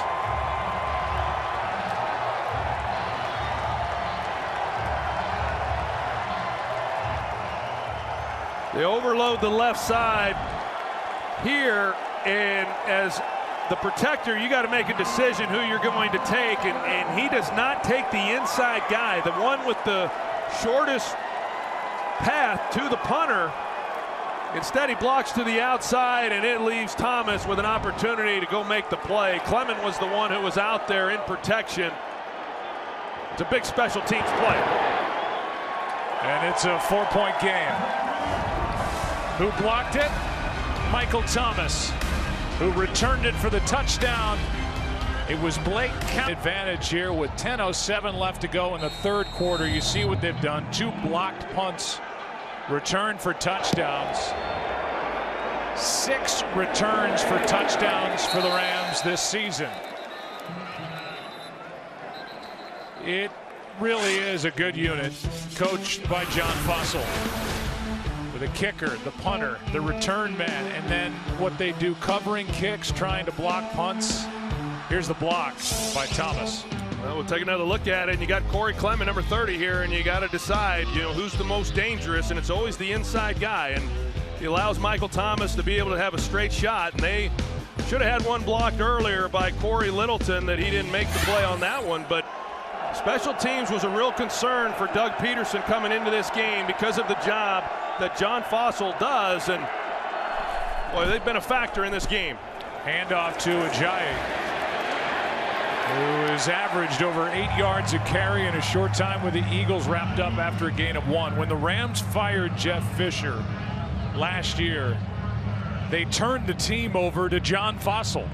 He is so well respected inside the building, as they say. The Rams love him. Sean McVay was smart enough to keep him as the special teams coordinator, and his group is humming right now. Well, they sure are, and like I said earlier in the game, he was quick to point out when I asked him how much has Wade Phillips helped you in some of the things that you have to know and do as a head coach, and said he's been helpful, but John Fussell has been just as helpful in navigating some of those things. 2nd down and 9. The pass is caught by Jeffrey, out of bounds with a first down, and you see Tremaine Johnson, 22 in coverage for the Rams. Tremaine Johnson, 6'2", 213. Alshon Jeffrey, 6'3", 218, and they matched up all day. That's a good matchup between these two guys, and right now, obviously coming out here in the second half, the way that the Rams offense went down the field and come away with a touchdown, the special teams play, and you start to feel a little of that energy right now from this defense too.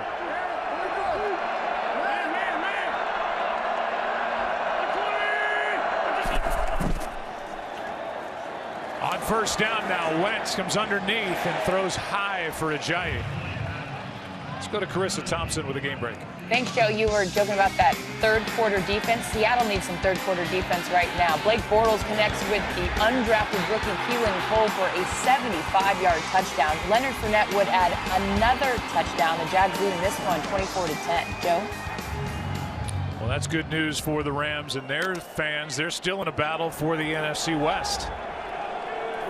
Seattle beat the Rams earlier this season, but the Rams with a 1-game lead.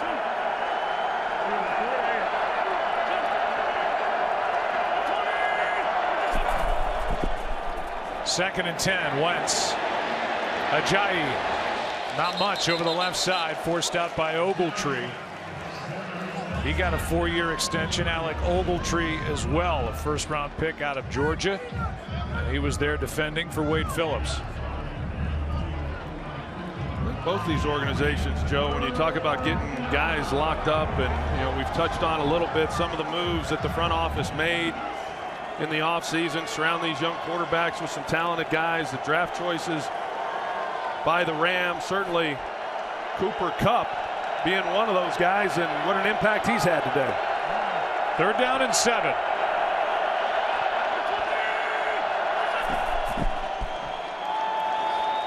Pass is caught. Torrey Smith, who's had a big game here today. Well placed by Carson Wentz, 24-yard completion. Yeah, he turns this ball loose with really great timing in order to fit it in there. It's Kevin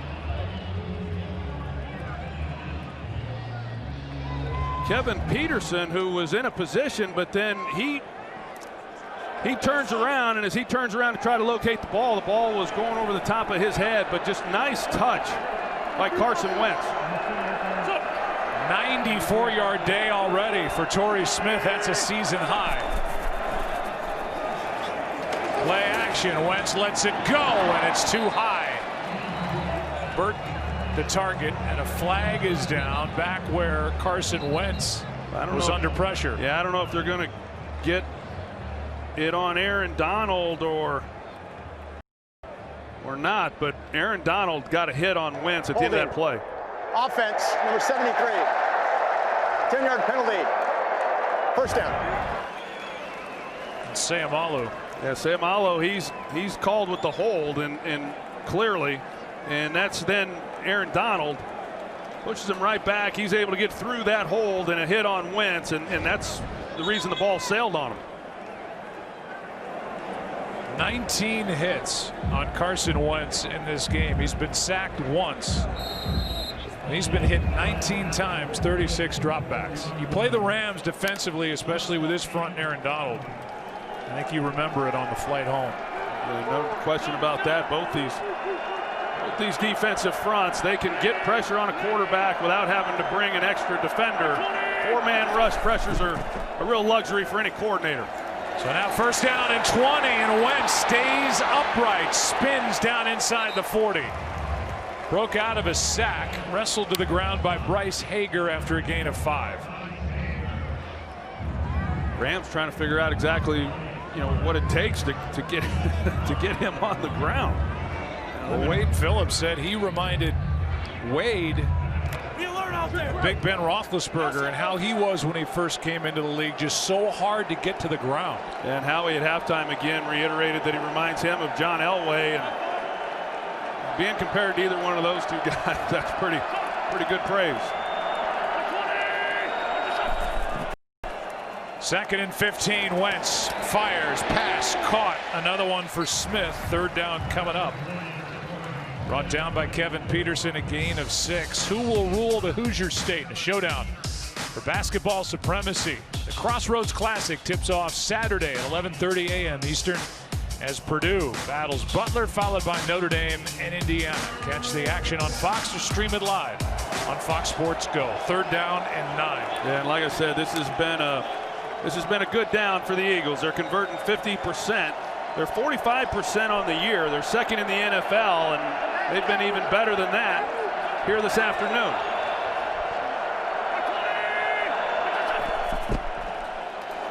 Just a 4-man rush. Wentz lets it go. Jeffrey can't hang on.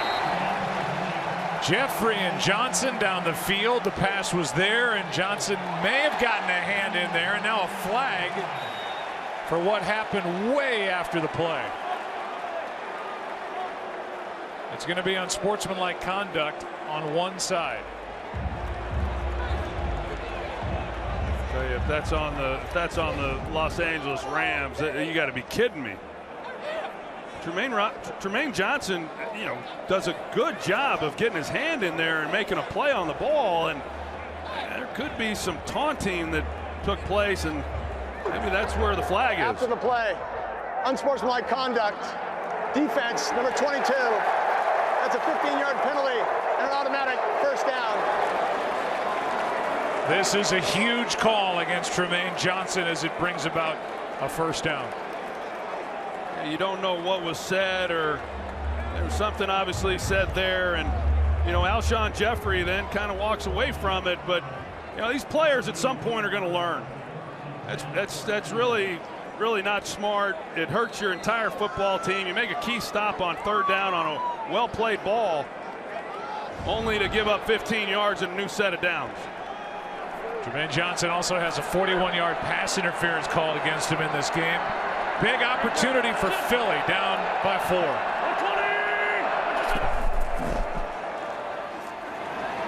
Pass to Aguilar. And the catch is made, good for 5. Aguilar was on the bust list as the 20th overall pick 3 years ago until this year, and he's really put together a fine season, as it looks like he made a clean catch going to the ground.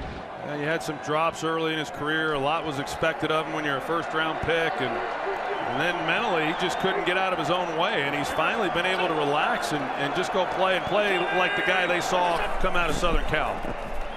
On 2nd and 5, Blunt lost his footing, and it's a gain of about 2. Ogletree on the tackle, so another third down coming up. I tell you, the Rams, they're trying to get that ball loose from LeGarrette Blunt as he's getting held up, and of course they got that takeaway to start this game that led to their first touchdown, and they'd sure like to get another one now. 3rd down and 3.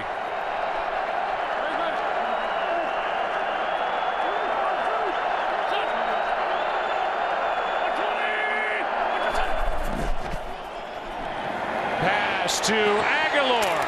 Aguilar's got the first down to the 5. And a flag at the end of that play.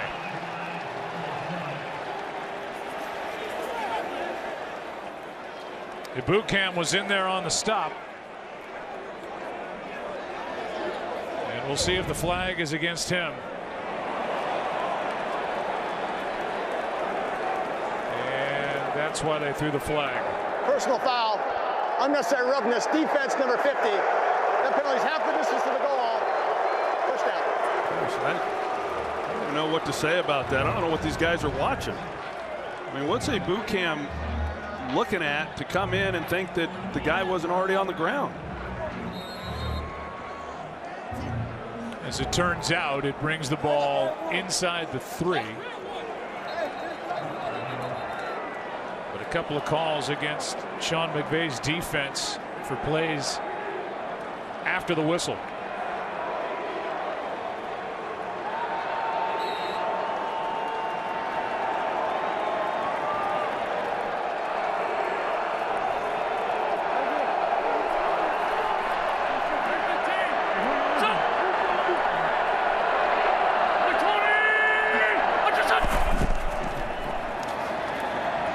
Wentz to his right.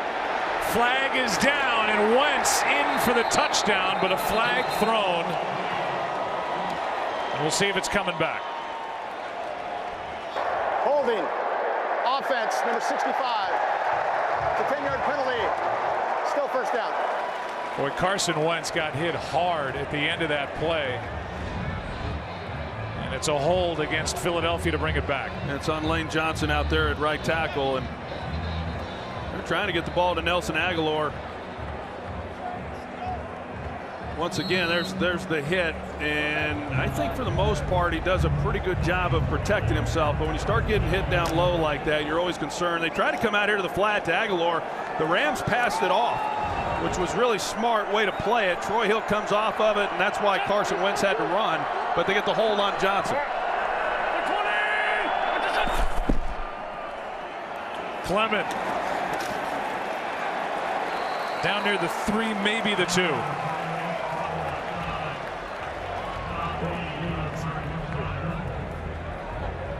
Good block by Jason Kelsey in front of Corey Clement.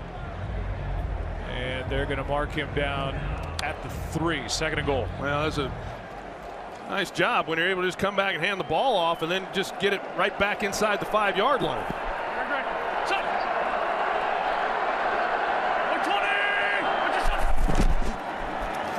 Clement didn't get anything. Mark Barron came through to make the tackle. Now 3rd and goal.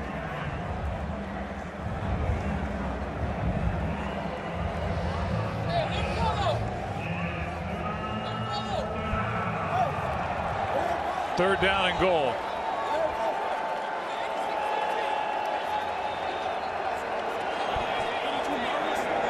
They're without Zach Ertz. You saw on the sideline. They've thrown 3 touchdown passes, 2 to tight end Burton, 1 to Seller.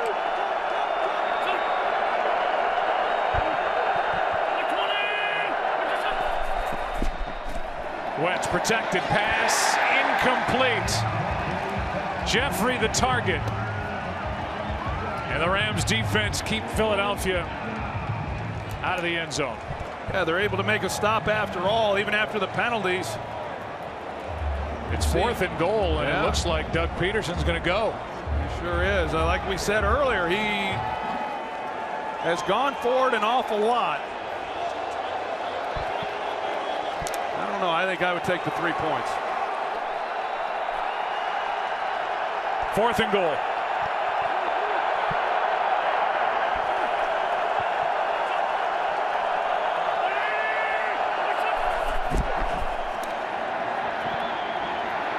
Wentz, time runs out. Pass is to Jeffrey for the touchdown.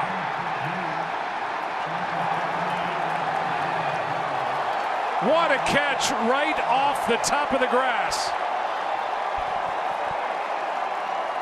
And a new franchise record for Philadelphia's Carson Wentz has his 33rd touchdown of the season. It's one heck of a catch. He caught both ends of the football. It was behind him. And how that even got there was pretty amazing. The time in the pocket for Wentz, a lot of protection, allowed him just to hang in there. And you're going to take a look at it and see where this ball was thrown. And for him to be able to come back and make a play, like I said, he caught both ends of it. It's a great job. The penalties after plays hurting the Rams defensively, and then Carson Wentz with the Eagle fans chanting MVP, able to find Jeffrey, and it's Philly back on top by 3. They're looking at Carson Wentz in there. He got hit hard by Mark Barron when he ran for what was a touchdown for a moment, called back on a hold. So they're checking him out. Nick Foles was just getting loose. There's the scoring drive, 15 plays. And a terrible call, as it turned out, on the part of the officiating crew against Tremaine Johnson. Bad play by Johnson. Here's the hit on Wentz. Eagles lead by 3, but they're checking out. Well, nobody wants to see this. Carson Wentz is going off to get looked at in the locker room. We'll show you the hit again. You'll get a better idea of what he went through. He's a big-bodied quarterback, a big target, and he got hit hard. Mark Barron was in there for the Rams. Philly leading by 3 with 2:20 left, 3rd quarter. Goff hands to Gurley, and Gurley with another big run out across the 45. 21 yards. First, we'll show you what happened to Wentz, and watch his legs and his body just fold on that hit by Barron. And then he stayed in there long enough to throw the touchdown to Alshon Jeffrey for the lead. Play action to Gurley, and Goff throws. Pass caught inside the 40 and knocked out of bounds is Josh Reynolds. Reynolds getting a chance to play more with the injury to Robert Woods, out for another week with a bad shoulder, but expected to come back in the Rams' next game at Seattle, and Wentz is going up the tunnel. Yeah, it's hard to speculate on what that might be and whether it's a lower extremity injury or what. The fact he's walking, you know, some might think that's a good sign. I'm not so sure. It's just hard to tell. I think there's certainly cause for concern when he was in the tent, and then he's now going into the locker room for further evaluation. Fake toss. They set it out for Watkins. on the near side. Gets a block from Big Whitworth out on the edge. McLeod on the tackle, a catch and run of 15 yards by Sammy Watkins. Well, Andrew Whitworth, the left tackle who we saw, he had the injury and now he's back in the lineup, and he shows some of his athleticism for such a big guy. He gets out there and helps lead the way with a block. Well, they just got down the field in a blink. They're a big play offense. Square. Hey, yo, he's tough. Turbo's up. Goff out to his right. Pass is caught along the sideline by Michael Thomas, who had the punt block a little while ago. You watch this offense, and you know, when you study them on film and the way in which they run their routes and the way the receivers come off the ball, it's the way I was taught offensive football with Norv Turner and Ernie Zampese, and you don't see a lot of it. But Sean McVay, going back to his time with the Redskins and then now here with the Rams, these guys pressure a defense with speed coming off the line of scrimmage, and they create a lot of big plays as a result. That's the end of the third quarter. What a game. 31-28, Philadelphia on top. Rams driving. Back after this from your local Fox. Just so you know, as we look at the offensive leaders for the Rams, we have no information yet on the status of Carson Wentz. Obviously, we'll pass that along immediately. Kupp with a 100-yard day. Gurley effective on the ground. Second down and 4 for the Rams, down by 3.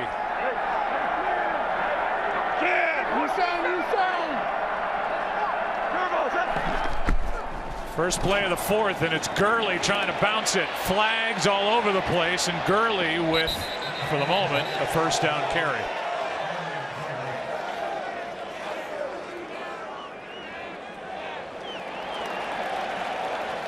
Here's the call.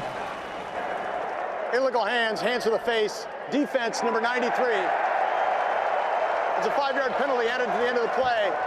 Automatic first down. They get Tim Jernigan for hands to the face.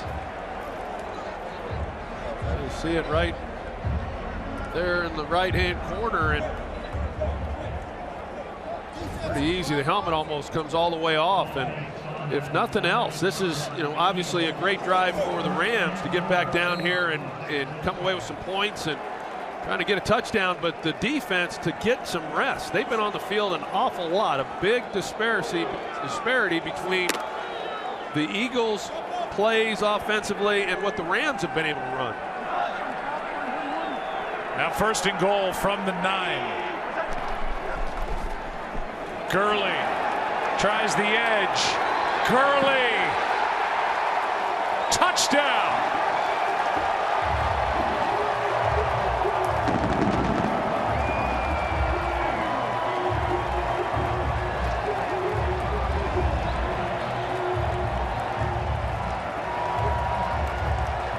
Take a look and make sure he's in, and yep, that's a great job by Gurley, because he was just able to outrun the defender to the pylon. That left knee goes down. The question is obviously, where's the ball when the left knee hits? It is close, to say the least. Just has to break the front edge of that goal line before the knee hits the turf. Well, that just shows you the ability of Todd Gurley to get to the edge. And he can get you so many different ways. Here's another look. Watch, the left knee is down now, and he's across the goal line. I don't see anything that would pull it back. Yeah, I don't believe there's enough there, and I think you just don't know where he is. This angle, you have no idea where he is at that moment. He's down there, but where is he on the goal line? Yeah, it would appear, at least what I'm looking at, it would seem he's a bit short, but the previous play is under review. Well, we haven't had a definitive look at it to tell you that that's not a touchdown. Mike Pereira is viewing from his spot in Century City back at the network. What'd you see, Mike? Well, I know it's hard because the down the line shot is kind of, you know, you can't tell positively if that left knee hits, but when you see the shot from the end zone, you know, that really confirms that the knee is down. And so while I think they've been doing a pretty good job of staying with what was called on the field, I think if it's me, I actually reverse this and put him down short of the goal line. Yeah, I guess it's easy to do after you hear Mike Pereira talk, but I'm starting to change my mind too. It looks like he's just short of the front edge of that goal line. I didn't know I had that much influence over you, Joe. There are times when you have no idea the power you have over all of us at the network. So then after I convince you, then we'll both be wrong. And so that's the way this works. Well, they'll piece it together and see what they come up with. I ain't right there. And then when you go back and you see that other angle, I do think, you know, Mike's right in saying that he's short, and I think it will be brought back. And it does show you, however, like you talked about, Joe, some of the abilities that Todd Gurley has. He's faster than what a lot of people realize, and he's certainly good between the tackles and all of that, but he's also very good on the perimeter and out in space. And now catching the ball. I mean, yeah. he's putting together huge numbers through the air. A lot of that on screens. Their screen game is terrific. Yeah, he's got a career high already with 48 receptions coming into this game, and they like getting the ball in his hands any way possible. Here's the call. After review, the runner was down by contact with the ball just inside the 1 yard line. It'll be second down and goal at that spot. So take the points off the board, send Todd Gurley back in, and just short of the goal line, Sean McVay will have to come up with another play. So they overturn the call on the field. The ball is almost entirely inside the 1. And it's second and goal. Jim Schwartz, the defensive coordinator, former head coach with the Lions, calling out his defensive play. You don't see Jim Schwartz bring a lot of blitzes, but, you know, down in this area, you know, certainly he does. And it will be a decision for Sean McVay whether or not he just, you know, from the 1 yard line, I'd say just give it right back to Gurley and let him do his thing. But we'll see. We've seen Goff throw it down into here tight.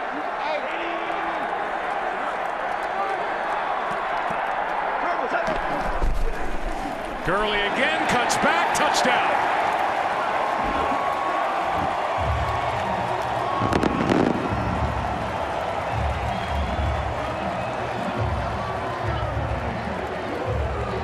And the 4th lead change of the game as the Rams are back on top. Good job by this offensive front and the push that they're then going to get. And Gurley shows some patience. Could have gotten in without any contact, but it's a great job of finishing off that drive and coming away with a touchdown. How about the numbers for Gurley today? 2 touchdowns, 13 total touchdowns for the season. That leads the league. 10th career 100-yard rushing game. And he's over 1,000 rush yards for the season. But the big story now going forward for Philadelphia is about Carson Wentz and his condition. We'll have that report from Aaron when we come back. Going further so you can. And by Burger King. Try the 2 for $6 Whopper sandwich deal today, only at Burger King.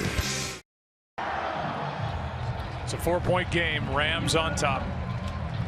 Nick Foles is getting set to go, and we'll give you the report on Carson Wentz after the kick.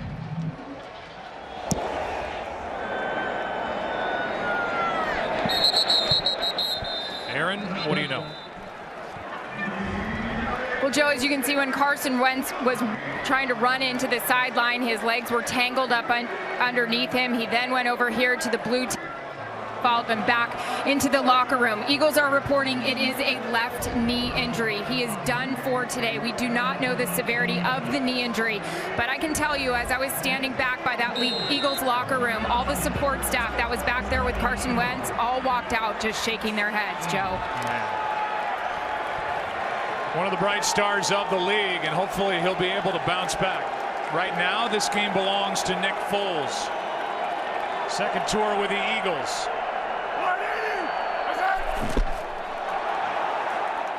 Starts with a snap that ends up on the ground, and Foles has to lunge forward. And a nice pickup on a broken play. Didn't secure the snap, picked it up and got 9. Foles had the big year, Troy, back In 2013, 27 touchdowns, 2 interceptions. He is 20-16 as a starter, 15-9 during his time with Philadelphia. 2nd and 1. Yeah, he's a guy who has had some playing time in this league, but a guy who probably has not gotten much work. See who this is called on, but a guy who has not gotten much work with the #1 offense probably for much, if not all, of this year. The backup normally doesn't get any reps. Offside, defense, number 93. That 5-yard penalty results in a first down. So first down here for Philadelphia by penalty on Ethan Westbrooks as he came across too early. You know, Nick Foles, a one-time Pro Bowler, and certainly, as you said, back in 2013, the year that he's had some success. And you know, sometimes coming off the bench, you don't even have time to really think much about what's happening. You just go out and play, and I've seen a lot of guys play very well, and they're going to need him to play well here over the next 12.5 minutes. Play action. Foles fires behind Jeffrey, but he's got it. Catch is made, and they're going to give forward progress for a first down. A lot of hits for Carson Wentz, and that finally caught up to the Eagles. Wentz came in as a guy who'd been sacked 28 times. And here's the hit. By the way, preceded the play where he hung in there and got the touchdown on 4th down to Alshon Jeffrey, but that hit by Mark Barron on a play that didn't even count is what ended his day.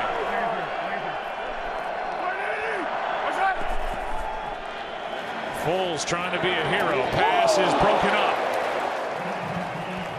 Torrey Smith was the target, and their defending was Nickel Roby-Coleman.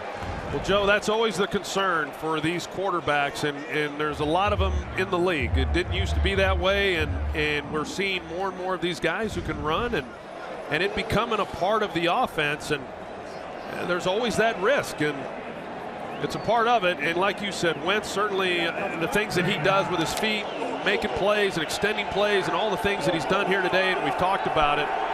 Every time you get hit, you give yourself a chance to go down, and that's a big one. We'll find out what the severity of it is. 2nd down and 10. Foles keeps, throws, pass caught, 35-yard line. That's Burton. And a flag at the end of the play. Another after the whistle flag.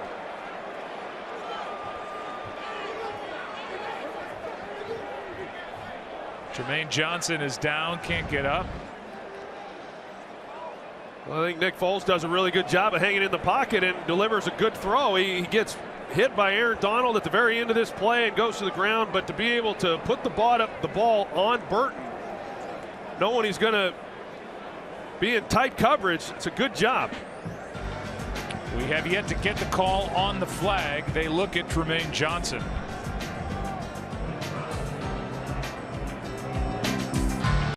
As they looked at him on the field, they picked up the flag.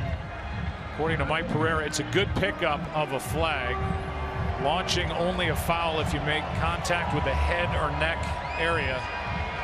So there's no foul call. The completion stands to Burton. The problem for the Rams is they lose Jermaine Johnson for at least the moment, and they are getting thin in that secondary.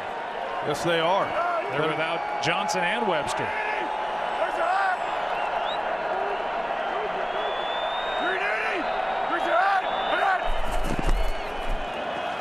Play action from Foles, and he throws incomplete.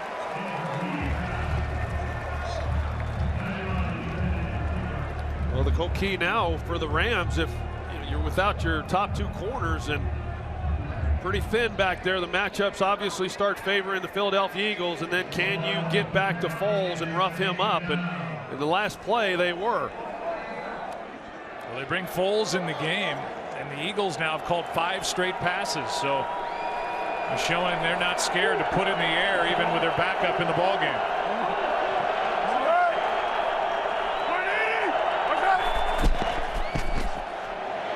Here's a handoff to Ajayi, and he's got 10.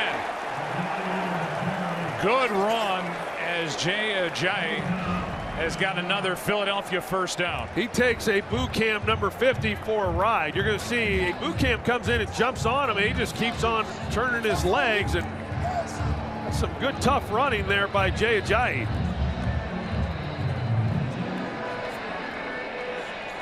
And a first down at the 25. Foles in that magical 2013 season, at least individually for Philly, had a 119.2 quarterback rating. That's the third highest for a season all time. Now in relief of Carson Wentz, out with a knee injury, to the end zone and out of the back of it in the direction of Alshon Jeffrey, with Troy Hill now in coverage. Yeah, you can see Alshon Jeffrey. He had position too. He had the inside, and Foles just doesn't give him an opportunity at all. It's one-on-one, and Troy Hill is cluing into the quarterback. But if you give Alshon any, that's where he's good. He's so good at going up and making those tough contested catches, but you got to give him a chance. I know in visiting with Carson Wentz, he says that he had to learn Alshon Jeffrey, even when he's covered, he's really not, because he's so good at making plays on the ball like that. 2nd and 10. Foles keeps pass incomplete. Foles got hit again. It'll be 3rd down and 10. Well, Aaron Donald, he gets right past Sayamalu and the left guard. There goes Aaron Donald right to the inside, and I'll say that's going to be what neutralizes some of the thin ranks in that secondary. Webster left with an ankle injury. Tremaine Johnson had to exit during this possession by the Eagles, their big corner for the Rams. Now 3rd and 10.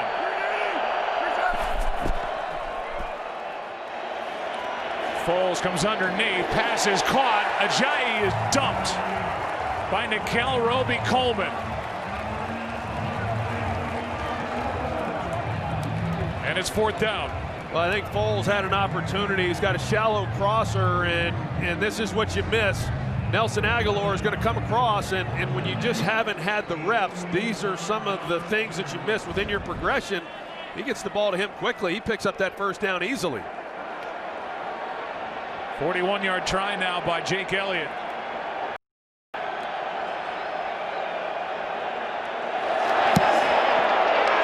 How about this game? It's a 1-point affair. Rams 35, Eagles 34, under 10 to go here in LA. It was a 10-play drive engineered by Nick Foles. A lot of throws, not much on the ground. When they went to the ground, they had some success, and Elliott will kick it away after hitting from 41 yards to make it a 1-point game. If you're just joining us, Carson Wentz left with a knee injury. We don't know the severity of it. It's to his left knee, and if we get into any more detail, we'll pass it on. Here's Farrell Cooper on the return. Well played and well covered. Out to the 20, that's it. Corey Graham on the stop. It's a 21-yard return. Rams do such a good job in their return game, and situation right now and under 10 minutes to go, and you've cut the game to 1, and to be able to make a good stop there on coverage teams, that's a great job by the Eagles.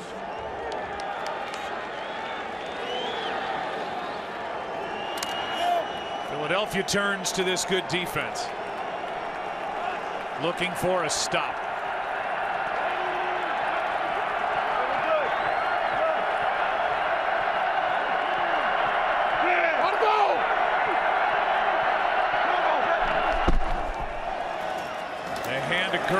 Gurley bottled up,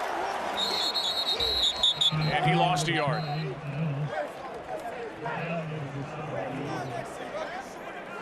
Both teams, as you see at that line at the bottom of your screen, 7-0 when scoring 30 or more points this season. One of these two is going to suffer a loss. What a game.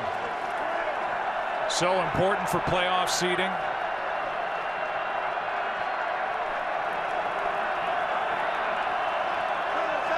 Gurley up at the top of the screen on 2nd and 11. Goff stays upright, finds Gurley, and a hurdle. What a play. I don't know how Goff stayed up, and then Gurley went up and over a tackler. Well, initially when he spins out, I think he's going to take off and keep on running out to his left, and then Bo Allen is right there up the field. He has to pull up and then find Gurley, and Gurley showing some of his skills, but that's really great work. We got another man down. It's Havenstein, the right tackle, number 79, out there on the edge with Graham working on him, and Havenstein gets rolled up on.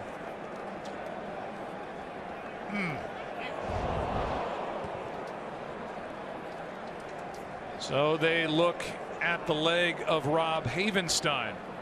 Let's go to Carissa Thompson with a game break. Thanks, Joe. Seahawks down 27-10 in the fourth quarter. Russell Wilson connects with Paul Richardson, who makes one cut here. Tyler Lockett, and goes the distance. The Jaguars right now still leading 30-24. Joe? All right, Carissa, he's the best in the fourth quarter this year, Russell Wilson.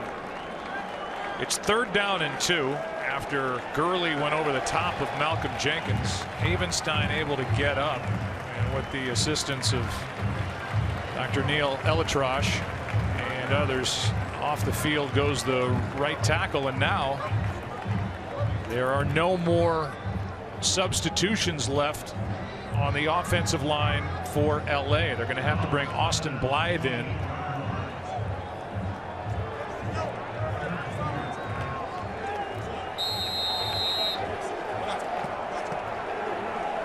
And instead now they've got Whitworth back out at left tackle. He's been back. That puts Darrell Williams at right. So they do have Blythe still on the sideline before a big 3rd down and 2.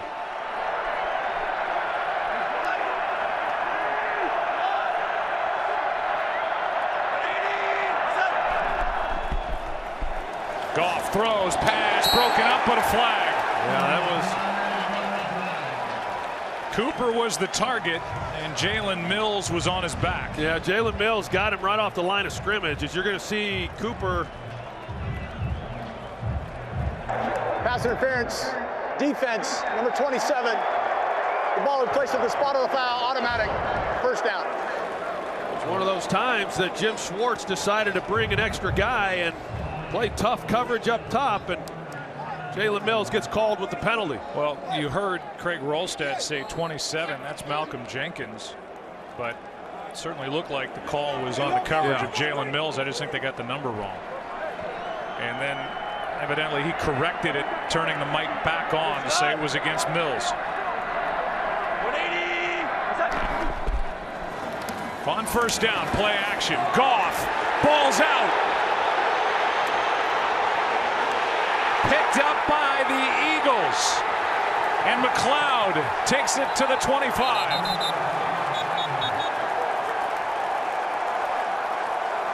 Chris Long knocked it out, and McLeod was there for the eventual recovery. Well, the Rams are trying to take a shot down the field. There's not much there, but Chris Long is going to come around the edge, and then Jared Goff just has to know that you just can't hold the ball that long against this defense. And if you are, you got to be mindful of who's coming in behind. And Chris Long comes in with a great play of stripping Goff as he lays out. It's excellent work. They needed a takeaway and come up with a big play, and Chris Long, their free agent acquisition, he gets it done. That's his 3rd forced fumble. Certainly the biggest play of this second half, and it belongs to Chris Long. 5th time Goff has fumbled this season, and the Eagles are already in field goal range as they trail by 1 from the 25. Handoff to Ajayi. Johnson on the stop, a gain of 2. We'll take another look, and they've got a deep post, and then they had an intermediate route, and the Eagles play it well on the back end. There's a post coming through the middle here with Sammy Watkins. It looked like it was Kupp who was working the middle of the field, and as he steps up and the pressure's coming and holding the ball, but that's a great job by Chris Long laying out and get Jared Goff. Number 2 overall pick by the St. Louis Rams, Chris Long, back in 08. Now with 62.5 career sacks and a huge forced fumble. 2nd and 8, pass to the sideline. Jeffrey with a grab and the catch for a first down. And another flag. Back at the 30. Holding, offense, number 79. That's a 10-yard penalty, replay. 2nd down. And it's against Brooks.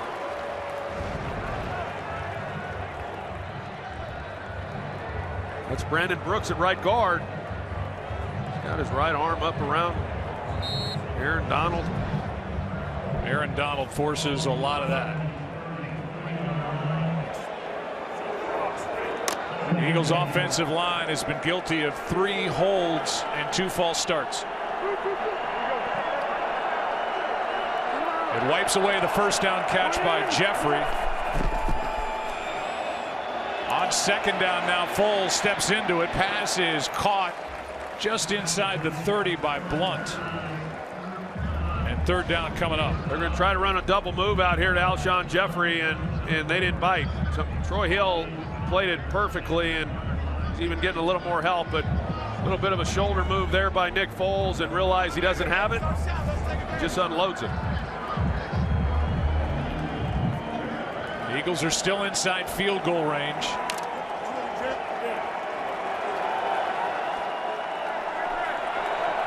Be a 47-yard try from here. Can't take a sack. 3rd and 14. Alshon Jeffrey down here at the bottom. Foles. Ball is out, but it went to an offensive lineman. Flag is thrown. This should be an illegal touch. Here's the call immediately from Craig Rolstead. Big pressure by Michael Brockers, and Foles just got rid of it.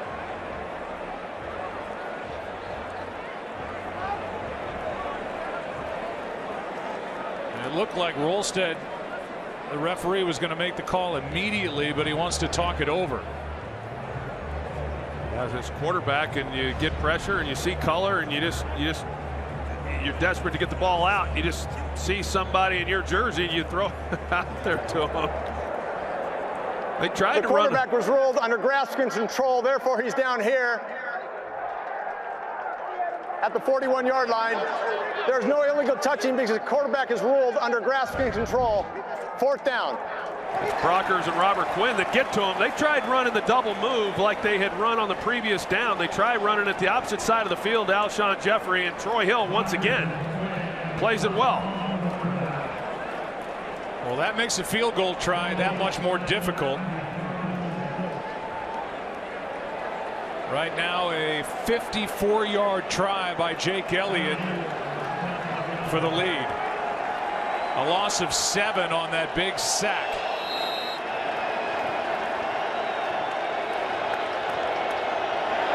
Bobbled snap, the kick, a flag is down, the kick is good, but a flag is thrown on the play.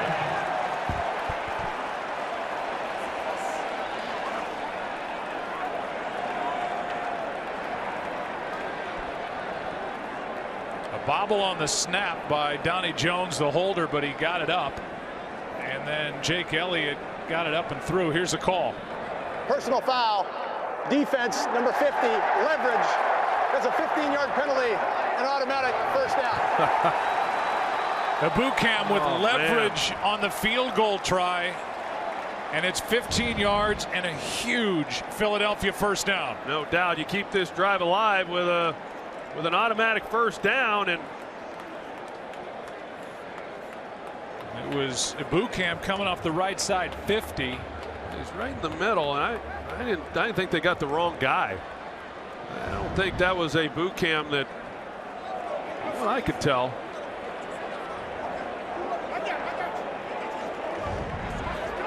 Let's take a look at it and see. He's just right here in the middle.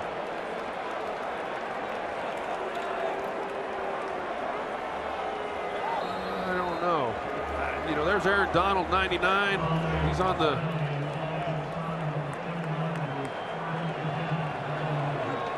Well, just remember this and file this away. Yes, it's an automatic first down, but they do take the points off the board. The field goal was good. Low snap, handoff to Ajayi, who takes it down inside the 20. Mike Pereira is nearby in Century City. What'd you see, Mike? Well, I'll tell you what, I didn't see much of anything, to tell you the truth. Assuming it's 99 that he must have called, you know, Donald going over the top, but there's no leverage there. He's just really just kind of jumping over his back. You know, to me, in this situation, just nothing that I see that merits a call at all. Yeah, I agree, Mike. I didn't see much there, and what a costly penalty that is. And yeah, I would take the points off the board too. You get a chance to come away with a touchdown. And here's a handoff to Ajayi. I'm just obviously, yeah, you take the first down, but just file it away because there's nothing that's a given in this league, and you got the ball through the uprights for the lead. And now if you don't get a first down, you don't get the touchdown, you're dragging Elliott back out there hoping that he makes the kick again. Yeah. Well, that's a tough one. That's a tough one on these Rams, and I'm with Mike. It certainly was not a boot camp that he didn't do anything, and I didn't see really much from anyone else. Backup quarterback Nick Foles in there on a big 3rd and 4. Foles throws, passes, caught, and what a tackle out on the edge. Aguilar made the catch, and Nikel Roby-Coleman, who's been a tackling machine in this second half, throws him to the ground, and now they bring Elliott back on for another try. So here we go, and you're right, he's done a nice job, and really this defense has tightened up a little bit. It certainly helps now with the starting quarterback not in the game, but a much better performance by this Rams defense from what we saw in the first half. 33-yard try. This is equivalent to an extra point attempt in distance, and he got it again. That possession and eventually the 3 points courtesy of Chris Long, and this play he made on Goff. And then this is figure out exactly what that was. That obviously it didn't end up hurting them other than losing a little bit of time off the clock. They still make the stop. Elliott comes out, he makes the field goal, but we'll see now what Jared Goff is able to do. Well, we came into this game, 2 high-powered offenses, averaging 30 points a game, and a couple good defenses too, and who was going to prevail? And obviously both of them doing a great job moving the football and scoring points. So now it's up to Goff, the #1 overall pick last year. Carson Wentz has been knocked out of this game with a knee injury. Nick Foles has been good enough to help his Eagles now lead by 2.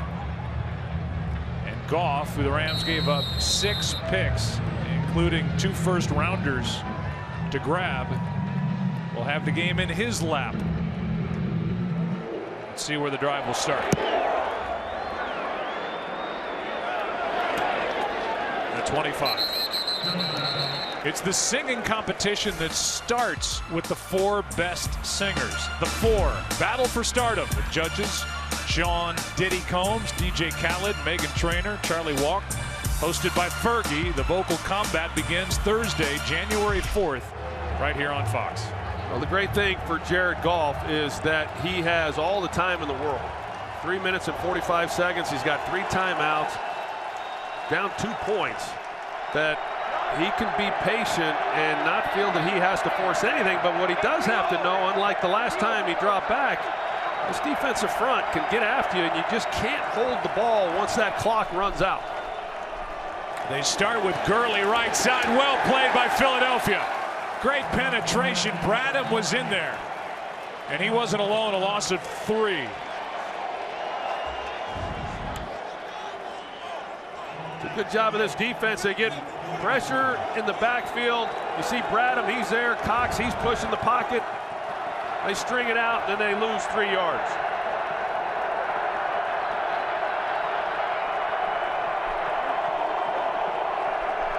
Rob Havenstein, the right tackle, is back out there.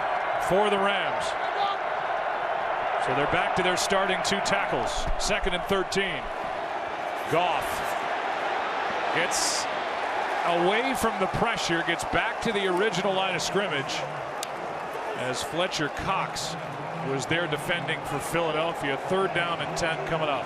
They kind of had what they wanted, Joe, and Goff was about to turn it loose, and the receiver coming out of the break, he just loses his footing just enough, and it threw Goff off, and he was afraid to turn it loose.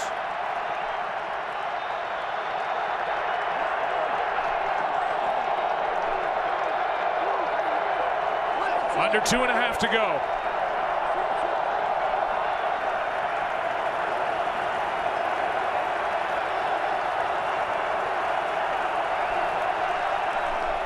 Just got it away. 3rd down and 10. Goff fires, pass, incomplete. Watkins the target. Jalen Mills was there for Philadelphia, and the punt team will come out. The Rams, with all 3 of their timeouts remaining and the 2-minute warning, can't afford to punt it here.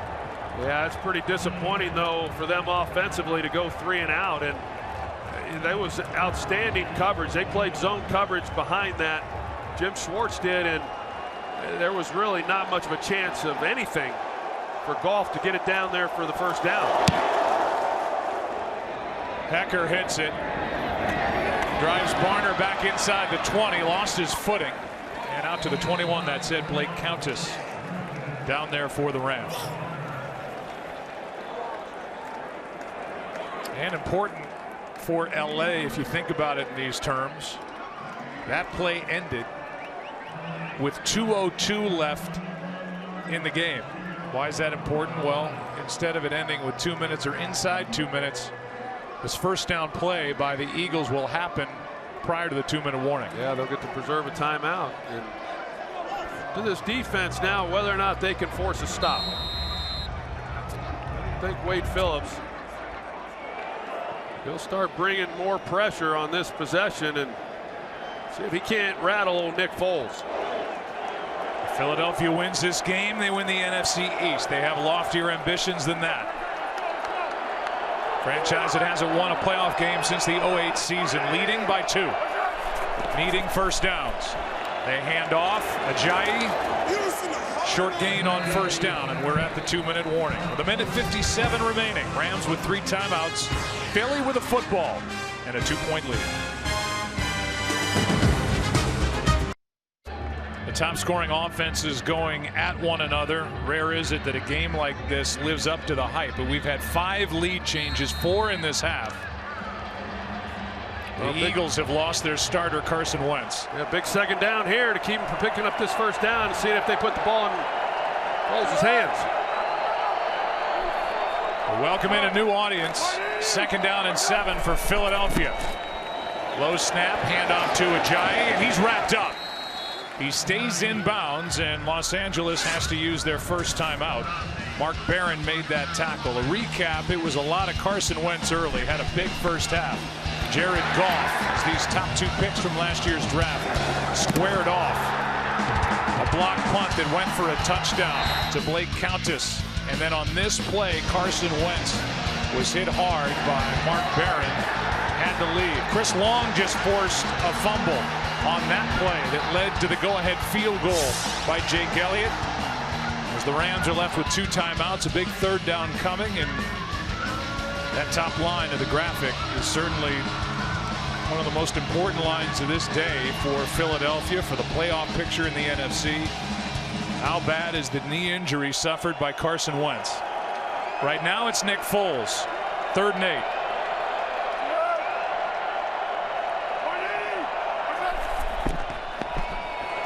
Foles protected, pass is caught by Aguilar. No bigger catch by Aguilar than that for a huge 1st down. That's really a great catch. It's a great throw by Nick Foles. He lays it out in front of Aguilar, and Aguilar has to then stretch out and make a play on this ball. And I'll tell you, you said it. What a time for Aguilar to be able to create a little bit of separation and then make this play. After all the criticisms that he's had over his first few years in the league, for him to do what he's done this year and then make that play, that's huge. Coming off his biggest game as a Philadelphia Eagle at Seattle. 7 catches, 141 yards. His first 100-yard game. No bigger single catch than that. As the Eagles now see the Rams with 1 timeout remaining. And it's a first down for Philadelphia. That was just a perfectly thrown ball and a great catch. It was. Nick Foles put that ball really the only place that he could to give his guy a chance, just hoping that Aguilar would be able to extend and make the play, and he did. Handoff here to Ajayi. Wrapped up by Aaron Donald, and the Rams will use their final timeout. Next Sunday, most of the country will see the Packers try and keep their playoff hopes alive as they take on Cam Newton and the Packers, and maybe, just maybe, Aaron Rodgers will be back, or the Rams and the Seahawks later in the day in an NFC West showdown. Check local listings for the game in your area. Yeah, big win by Green Bay today in Cleveland. Yeah, it sure was, and big win by Carolina. Of course, against Minnesota. Coming out of here, if the Eagles win, they'll go to 11-2. They'll be the #1 seed. Minnesota right behind them. They lost today.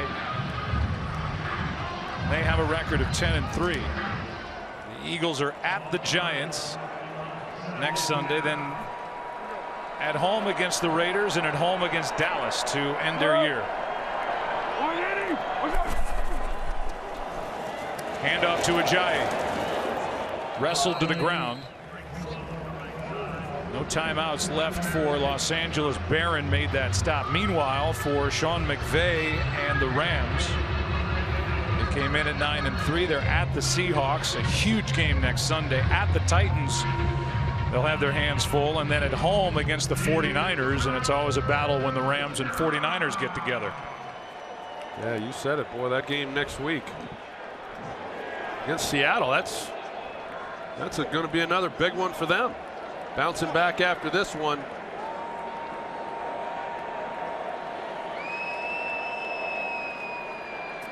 Well, see what happens here, but I'll tell you, waiting to see exactly what the injury is to Carson Wentz and how that tilts the balance of power within the NFC. Yeah, that's well said. And you know, you think about Seattle, a team that lost at Jacksonville today, so they go to 8-5, and maybe some teams that are quote unquote in the hunt, as we like to say in television talk, have a little bit more hope at the end of the day. But you're right. I mean, Philadelphia on their way to an 11-2 start under Doug Peterson, but right now without one of the best weapons in the NFL and a guy who is very high up, deservedly so, in the MVP race.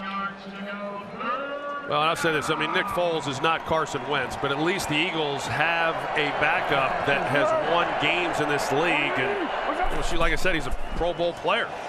Ajayi looked like he might have almost lost a handle. Cannot get the first down, but the clock will continue to wind. This would have been devastating if Ajayi couldn't come up with this handoff. Oh, how close were the Eagles to a killer turnover leading by 2? Yeah, and that's what you talk about in these situations as the quarterback. Just make sure you get the exchange, get what you can as the runner, stay in bounds and protect the football. He didn't give Foles a pocket at all. Well, the Eagles can spend a timeout. It'll be 4th down. There will be 7 seconds left in the ball game. We've seen the Rams come up with a near block, a block punt for a touchdown.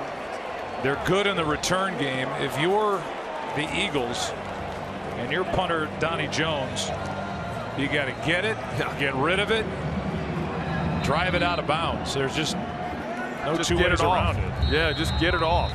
And rest assured, the Rams are coming, and that's the only thing Donnie Jones has got to be focused on, just getting this thing off his foot. Pharaoh Cooper back. He's a good returner. High snap, a little wide, and Jones is there to corral it, drives it, and And with 1 second left, a fair catch by Pharoh Cooper.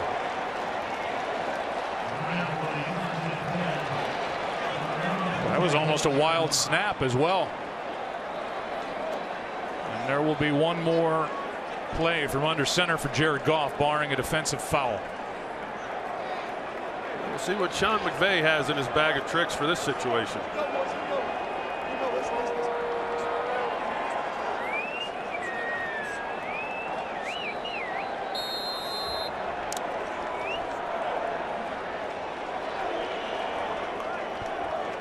Only 3 men up front for Philadelphia. And Doug Peterson's going to use his final timeout. This thing is on empty. It's a 2-point game. Each side out of their timeouts. There's 1 second left. 2-point game, and the Eagles are knocking on the door of an 11-2 start. And a nice bounce back after that loss at Seattle last Sunday night. Sure did. I mean, this obviously coming into this game, what's at stake and the implications within the playoff seeding and where they're going to be playing come January. And there's enough here for both these teams to correct as they move into next week. But barring some miracle right here, this would be a great win for this Philadelphia organization. And let's say this about the game coming up next week for the Rams. Unless something crazy happens here, they'll go into that game with a 1-game lead on Seattle. But if they don't win that game, they lose the head-to-head. They would have been swept by the Seahawks. So that's a huge game coming up. It's lateral time. Austin. It's taken by Philly and Brandon Graham for the touchdown.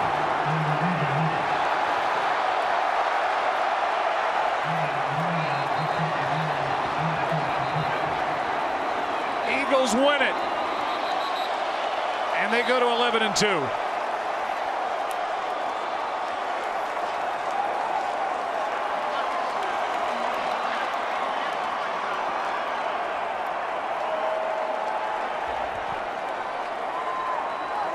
The announcement was made by Craig Rolstad that they will, as we should all know by now, kick the extra point.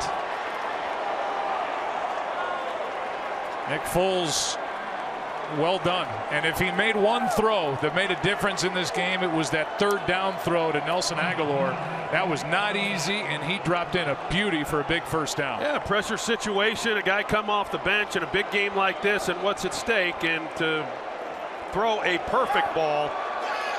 It's an outstanding job. Here's another look at it here. You're going to see the ball placement and where he puts it and when he turns it loose.